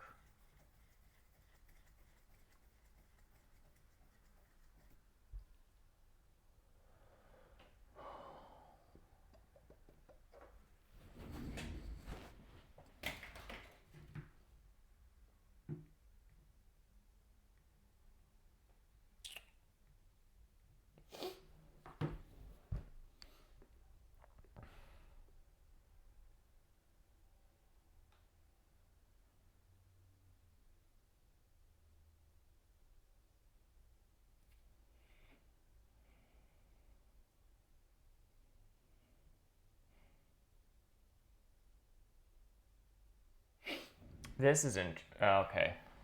This leech I think would have been more interesting a moment ago, because this could have been a worker. This could have saved me a priest. I'm basically spending 5 coins, so this I have 1 left, and so this would give me 4 coins. Oh, it means I could probably take a priest town and an advanced ship. I should count that. Maybe that's better. I feel like that has to be better if I'm building a dwelling and a trading post and 2 single worker digs.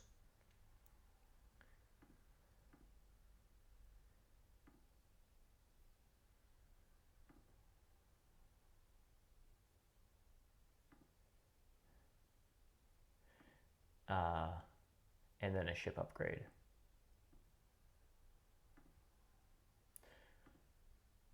So that requires 9 workers and a priest. So I can lose a point, take a priest town and advanced ship. So what would that look like? I should know this intuitively, but I'm going to lose a point. I'm going to build a dwelling. I get a 9-point town. I just advance ship. I pass for 12, and then I'll give myself the same points here.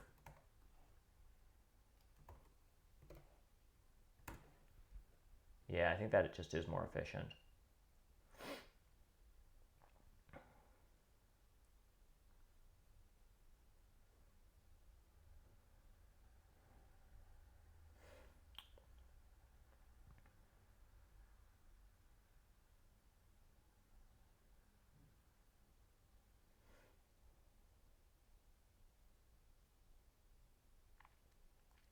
Problem is here, I don't think I'm getting that many call points. It's a temple round. My concern is that nomads are going to build a bunch of temples, win air and water, and not fight network very well, and Darkling is like tied for second in network or something stupid. So Gino gets like 3 points that he's not supposed to have, and I lose like 4 or 6 or something.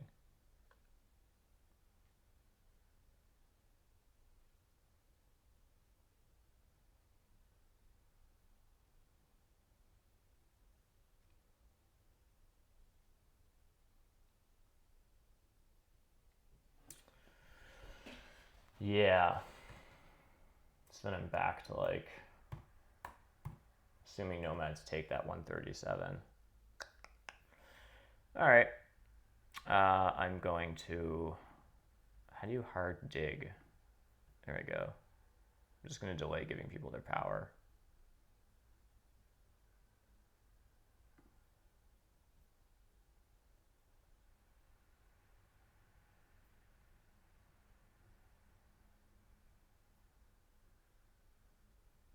Guess I should actually be careful of engineers. They could disrupt this.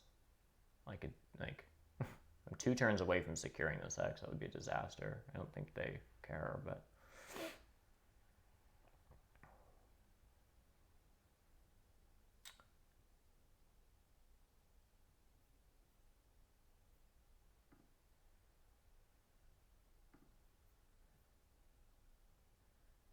Ugh.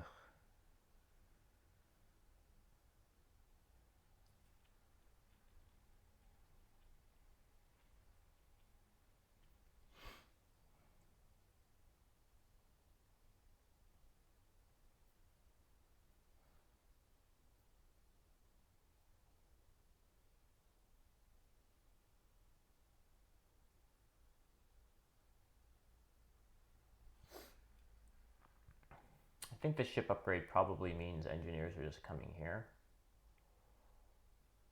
I don't know how significant that is. I don't actually need the neighbor.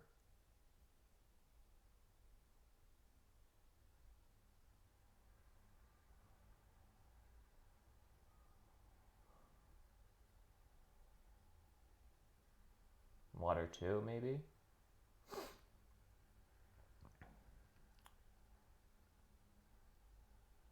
Yeah.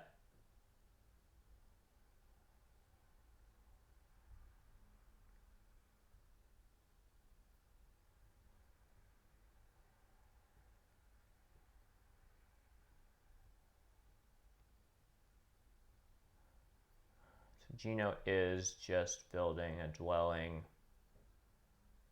I don't know what he's up to, actually.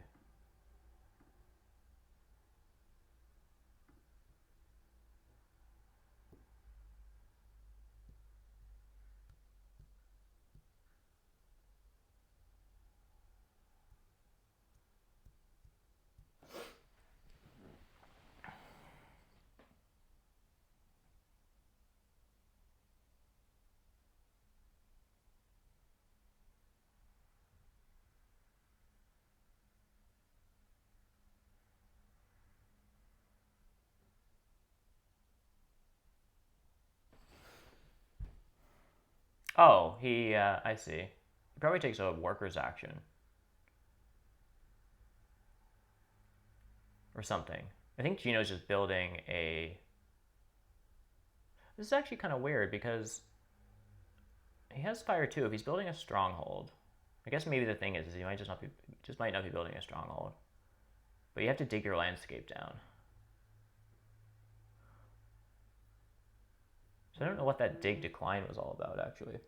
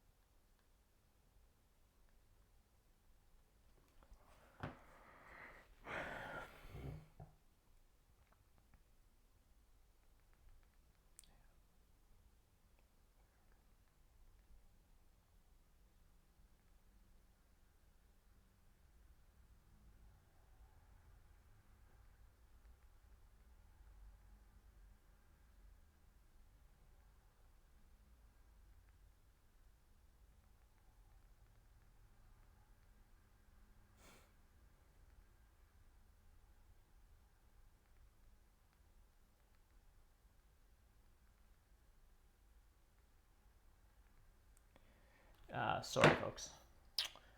What's all gone on? So Gino is okay. Just building a dwelling here. He's probably just fighting network, I guess, getting down to 3 structures.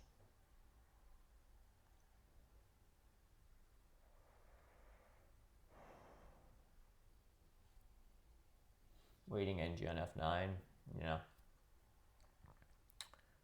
So do I want to convert my priest to a worker here?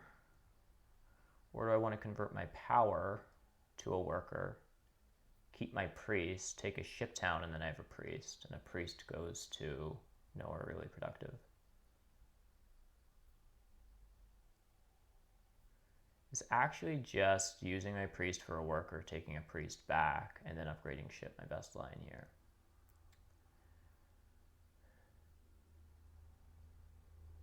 Because that involves all of my resources going towards a 9-point town, a 2-point Earth 1, and a 4+3. So it's like 18 more points that I can get with nothing on the cults. Or I convert all my power to a worker, hard dig dwelling. And then I have a priest. I can take a ship town, which is, so, you know, still get the Earth 1 points. I still get the ship upgrade. But then I just have a priest left. That can't make sense. I think it just has to be this.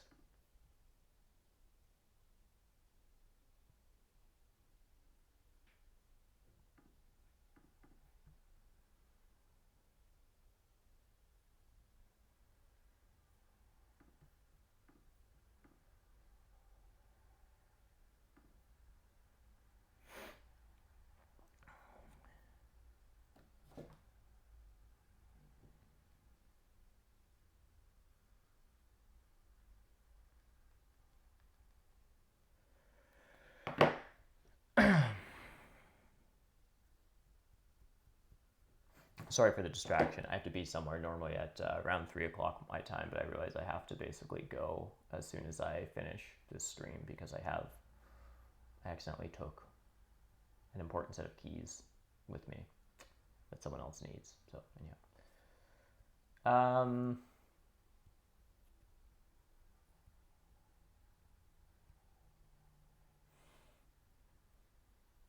So engineers are not towning, they are just building dwellings and trading posts.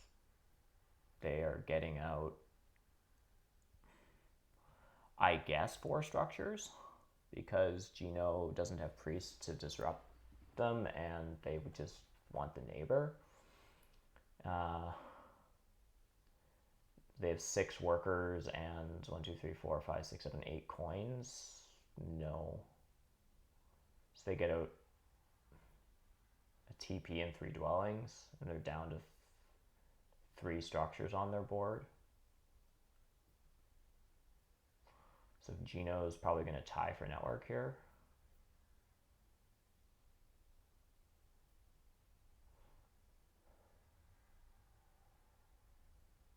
So not looking good for Team Mermaids, I don't think.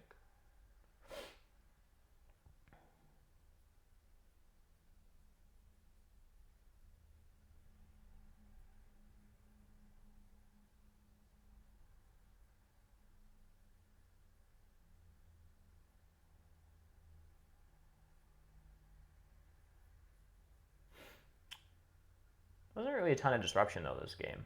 I kind of made Nomad's lives a little annoying, so they had to dig this quickly, which was annoying to Darklings, except for they were just able, like, so I was annoying to Nomads, except for not really, because they were able to fix it. And then Nomads were annoying to Darklings, except for not really, because they were just able to fix it. And then Engineers were just able to connect.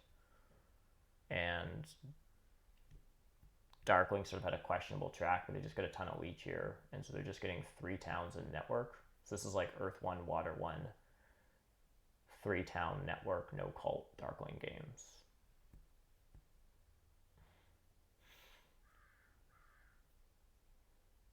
And I'm just basically doing also 3 towns, but with Oatwater 1. Better pass tiles, better cults, worse network.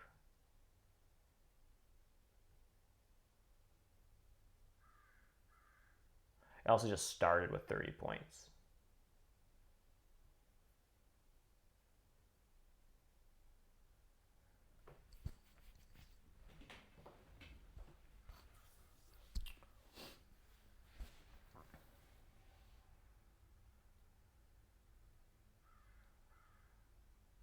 Yeah, these cults are pretty open. Like, unless there's some silly temple stuff that goes on, engineers probably just win Earth without locking it up. I think I just win air without locking it up. I can't imagine a temple for air 3 is that good for nomads who are trying to tie for first in network. But um,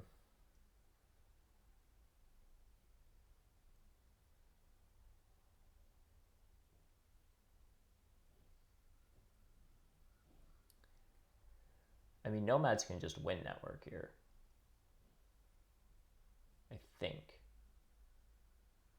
they would need another spade to get this last structure down. Oh, but they have their stronghold. Yeah, so I think nomads, and they have water 1, so this TP is good. They might be dissuaded for building these dwellings because there are no points associated with them other than like a massive delta on network. Okay, so this is a stronghold, which affects Darkling's network as opposed to going TP here with engineers as his friend and then unlocking another dwelling. And so is his best line just 6 power for 2 workers, for 2 priests? Like, he's just taking 2 priest actions and just ends the game with 4 structures and 6 dig points and passes for 8. And then engineers beat him on network. Yeah. Oh, he leaves this though. What's this all about?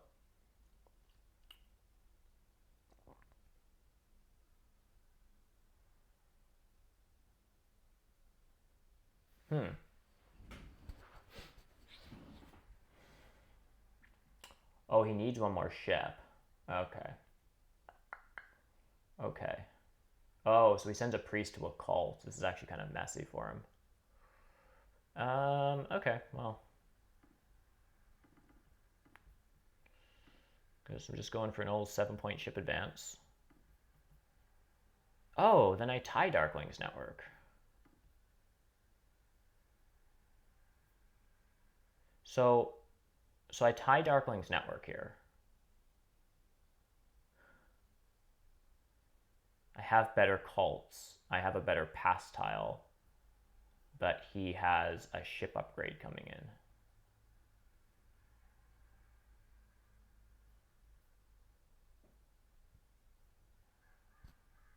in. Okay.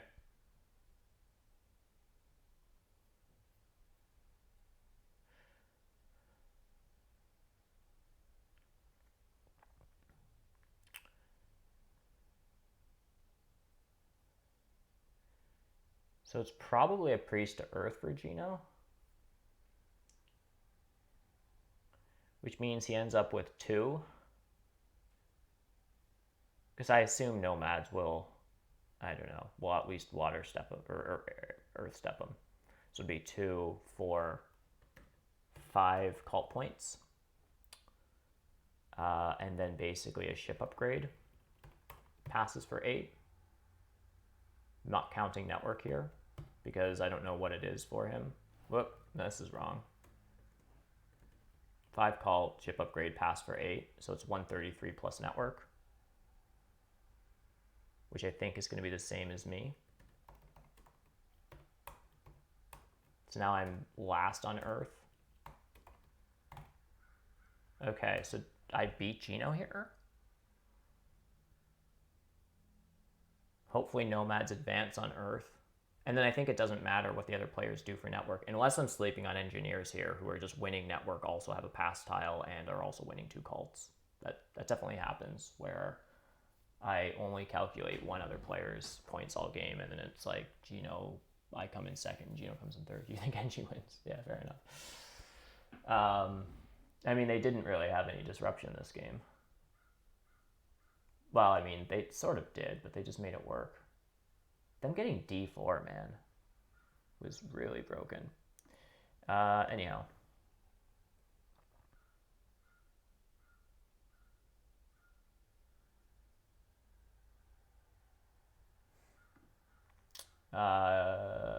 You needed 1 more power for placing your landscape. Yeah, Gino, I thought you were killing me for a while, and then I kind of lost track of your end game. You dug H8, and then you declined build, and I was like, what is he doing? Is he going stronghold? I assumed, correct me if I'm wrong, but that you didn't want to go stronghold, that you actually wanted NG as F9 neighbor, and then it's a TP for your town, and then another dwelling, and that just gives you better network stuff, plus, like, water 1, earth 1? Right, yeah, yeah. So you just wanted to do the classic build out, and then you stalled, and then engineers, I guess, were clever enough to see that, which is just kind of funny because usually engineers don't play games with darklings, right? Like you know, like engineers tend to not stall out darklings for hexes. They like secure the hexes because they're concerned darklings are going to dig them. So it's a very strange dynamic that they actually like stalled you out, but it wasn't in your best interest to like disrupt them, to punish them. So like you kind of had to allow them to screw with you there. Yeah, let's count up engineers' points here, though. They just go TP dwelling. I guess they end with 3 structures on their board. Oh, so it's just, yeah, 3 structures on their board.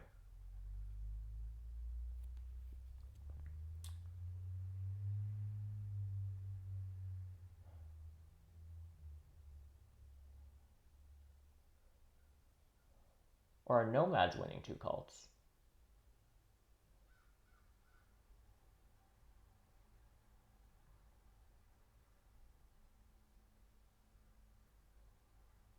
It was a 5 power priest.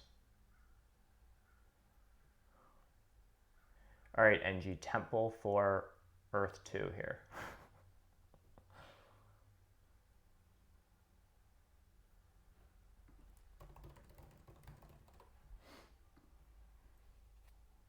So NG are getting 8, 9, 10, 11, 12 points on cults.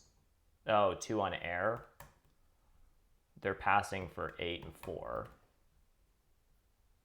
They have 3 structures left on their board. They probably tie first for network and build a TP in another dwelling.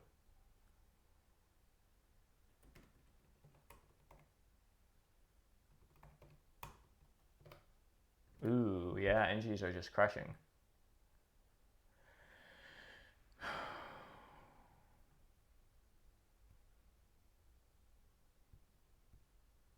Yeah, I guess, I mean, the thing about engineers, so I took temp ship,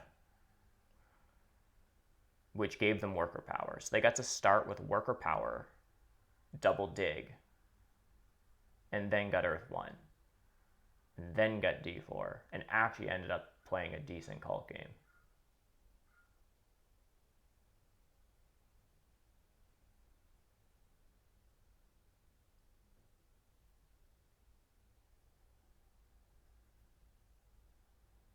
And didn't get disrupted.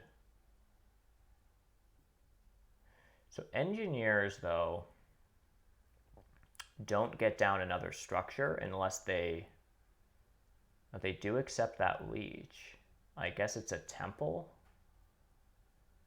No, I don't know what that leech was about. They don't. Is this enough for a trading post and a dwelling?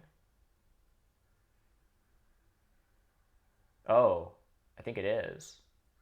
Because they have 5 power in this bowl, which is a worker and 2 coins. So they have 3 workers and 2 coins.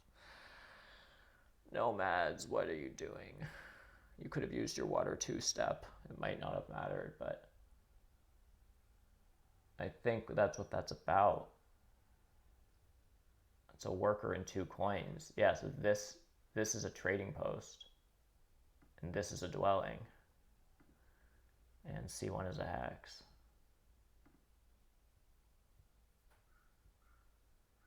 Now the hope here is that engineers build a temple for Earth 2. Fight for cult points. Well, actually, yeah, I think that would be worse for them. Oh, they don't have a temple on their board. Yeah, I guess I don't know what they're thinking here. Where to build their trading post. Yeah, they just do this. And then they pass for 8 and 4. They win network outright. They have 4 on Earth. They have fire, and they have 2 sneak. sneaky points on air. Why is this not? Why is this? Oh, I have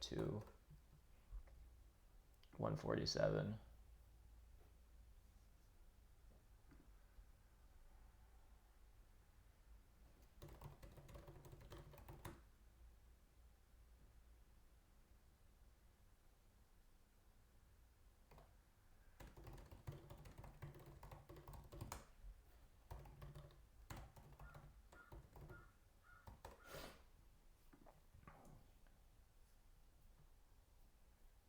Yeah, this is just nice engineers game.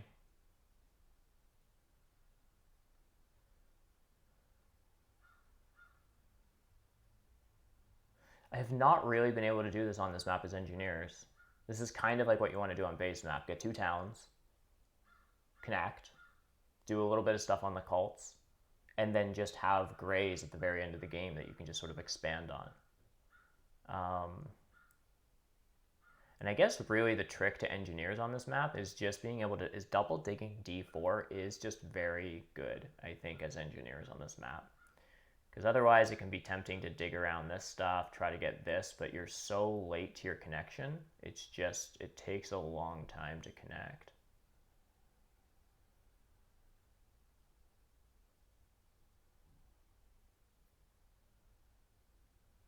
Yeah, good game though, Gino. Yeah, I think engineers screwing you over at the end kind of just sort of gave me second place, if I do have second place here. Do you guys play another? I can't because I have to leave the house. You've been in the queue for 30 minutes? Oh, goodness, that's brutal. I would love to, but I can't right now because I have to fly out of the door. Yeah.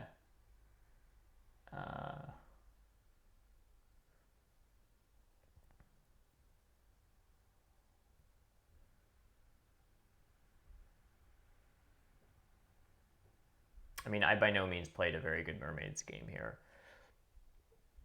There was some okay stuff, but like, I never had a great economy. I had some okay cult econ, but I just did some expensive stuff, I guess.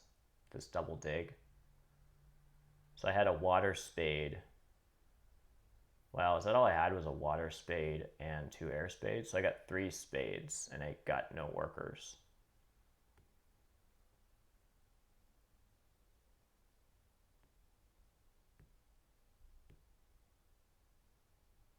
Yeah, that's a nice little margin from engineers. That's nice for them.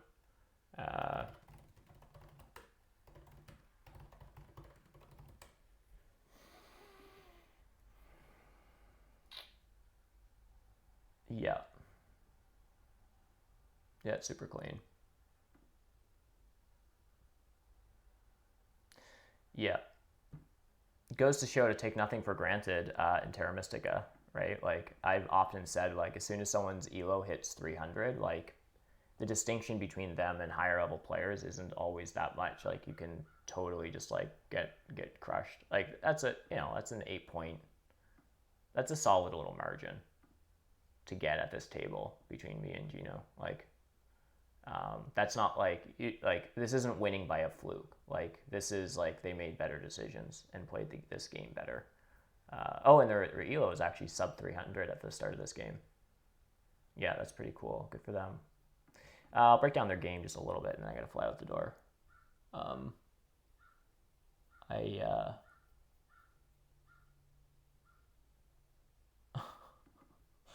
Damn, they like. I guess that's the other thing too. Is like I started at 30 here, right? Like I think like many other players taking mermaids in this seat at 30 is like kind of like it's one of those things that people should have sort of regretted after the fact. Like, why did we let mermaids go here for 30? And had I got stuck on engineers at 17, I actually would have thought this was like I think this was classic overbidding engineers and underbidding mermaids here.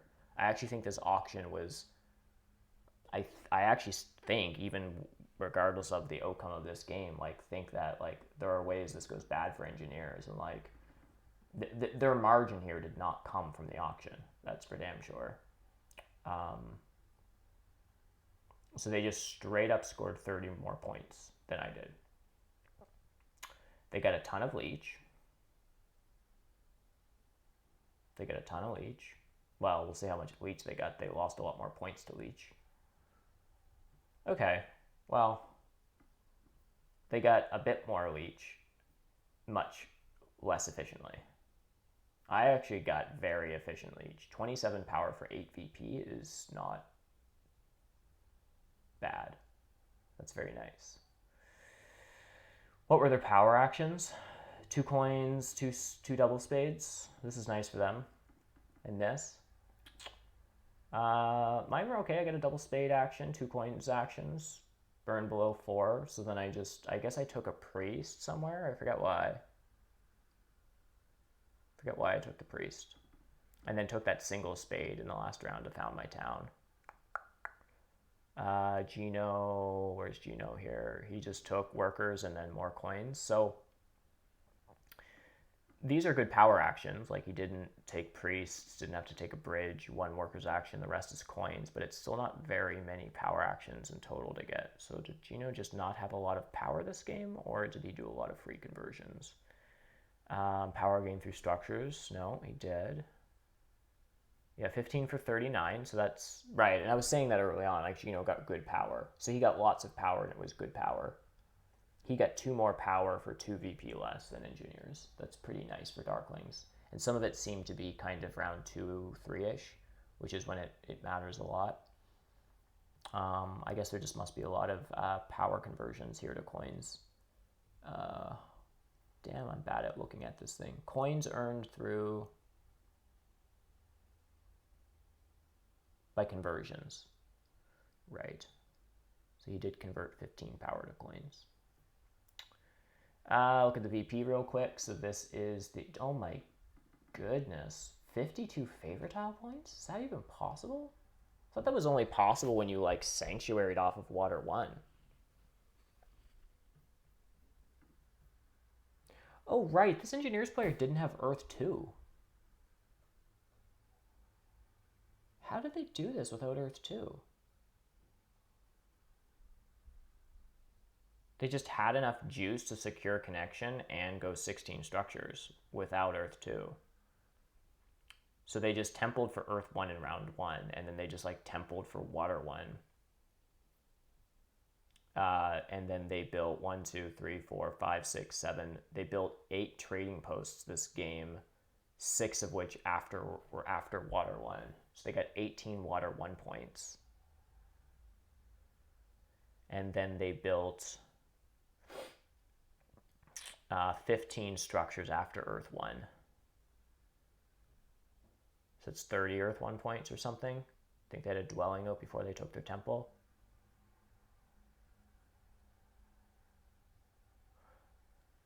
So that's 33 points though. Am I reading something wrong? How does that equal? When did they get air 1? Did they just build a ridiculously early air 1 in round 4 and get like another 12 points?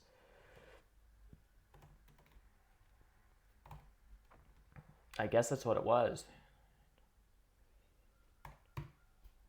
Yeah, okay, so it didn't have to be that. I see. What did they have? Damn. I might go back and review this game. Okay, 52. So I guess if you just take Earth 1, I guess that is the benefit of just sometimes rushing Earth 1 if you just pull it off, is because like there's just that many fewer structures on, like, you're building that many more structures after taking the favor, obviously. So it was just like they went down to 16 structures. Oh, it wasn't quite 30 Earth 1 points because it was, they had 2 left on the board. They started with 2 and then they built 1. So it was 13. It would have been 26 Earth 1 points. Yeah. And then they built water 1 as their second favor. So they built a sanctuary, 3 temples, and 4 trading posts. That's 8, but they had built 2 of them before water 1. So that was 6 post water 1 TPs for 18 points. And then probably a round 3, I guess, air 1 that was 4 points and 4 points. Okay, so that's how you score 52 favorite tile points. Bonus cards, I mean, they didn't do that much worse than I did, and I hit ship VP for 6 VP in second round and got it again that like they took low VP towns, which is a great call. What did they take? A ship town and a coin town. Yep. I often think that is a very good move for engineers. And I've heard Zora say that actually something about engineers is that like engineers players too frequently take cult towns. Cult towns can be very good for engineers if they're playing culty, but like if there's like a cult spade coming because it's a good econ and solid points, but it's often overdone, and sometimes like just taking like their towns were a priest and 10 coins. Like that's a lot of extra economy coming off of their 2 towns.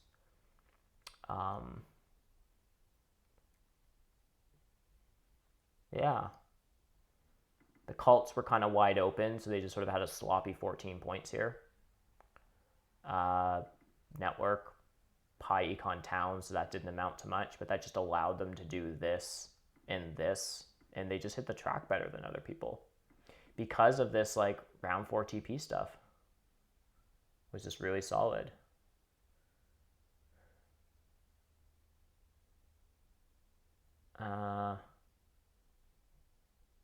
Yeah, makes sense. Very cool. So they would have just hit this event twice. They would have hit these trading post events a total of 5 times, presumably. And then they hit Sanctuary in here. That would have been their Air 1. Yeah, that makes sense. I'm just kind of surprised they could afford all this stuff. It's a very ambitious game. But I'm just learning a lot about this, because the fact that I didn't take D1 and they were just able to take it, and then once they double dug D4 and got here, like they were actually able to secure their connection with 1 shipping. That's an interesting thing. Okay, so sometimes what happens to me in engineers games is in order for me to secure connection, I have to pour resources into my shipping to then secure connection. But this was almost like a little bit more of like a witch's play, where they secure their connection and then they can just actually do the shipping later. Because once you're at B5 and D1, you're connected as soon as you invest the resources into it. This is a really nice connection plan. I mean, it might be super obvious for you guys that you're looking at this. You're like, yeah, whatever, we know that. But I've thrown a lot of NG games because I like, get a lot of hexes taken, and then I'm like in a weird spot, and as opposed to like smashing a TP round, I'm like, I don't know, taking a coin action and a priest and upgrading shipping twice, and then like hard digging or something until I get my connection, and then I like throw the track off, and I'm like building dwellings and TP rounds and TPs and dwelling rounds, and I'm sold myself out for connection, and my economy is wild. But I guess the moral of the story is D4 is very important for engineers. Yeah. And Nomad's not starting F4. I wonder if that was very friendly for them. Because Nomad's on C8. This is the other interesting thing, and then I'll shut up and end the stream because I have to go. Because Nomad's starting on C8 means they don't really want to take D4, because the other thing that like D4 does is it merges your 2 dwellings together. So you get an early quick town, but then you need a 3rd town spot. Whereas doing what Nomads did kind of made sense. Like they didn't take D4, they let NG have it. They just built a town on one side of NG, another town on the other side of NG, and then just like connected all this stuff together. So I think that's the other thing, is it's like if Nomads are on F4, there's pressure on this stuff from Nomads who want all these hexes for a town. It also means that Nomads are perfectly fine pushing through here and in fact need to do this. So I wonder if that is another takeaway, that C8 Nomads, especially C8, the C8 dwelling wasn't the H5 dwelling. Like usually Nomads are F4, E7, and then it's a question of H5 or C8. But Nomads here were C8 and not F4. And then they just dug this hex. And the life was pretty good. Okay. I think that's my takeaway. Cool.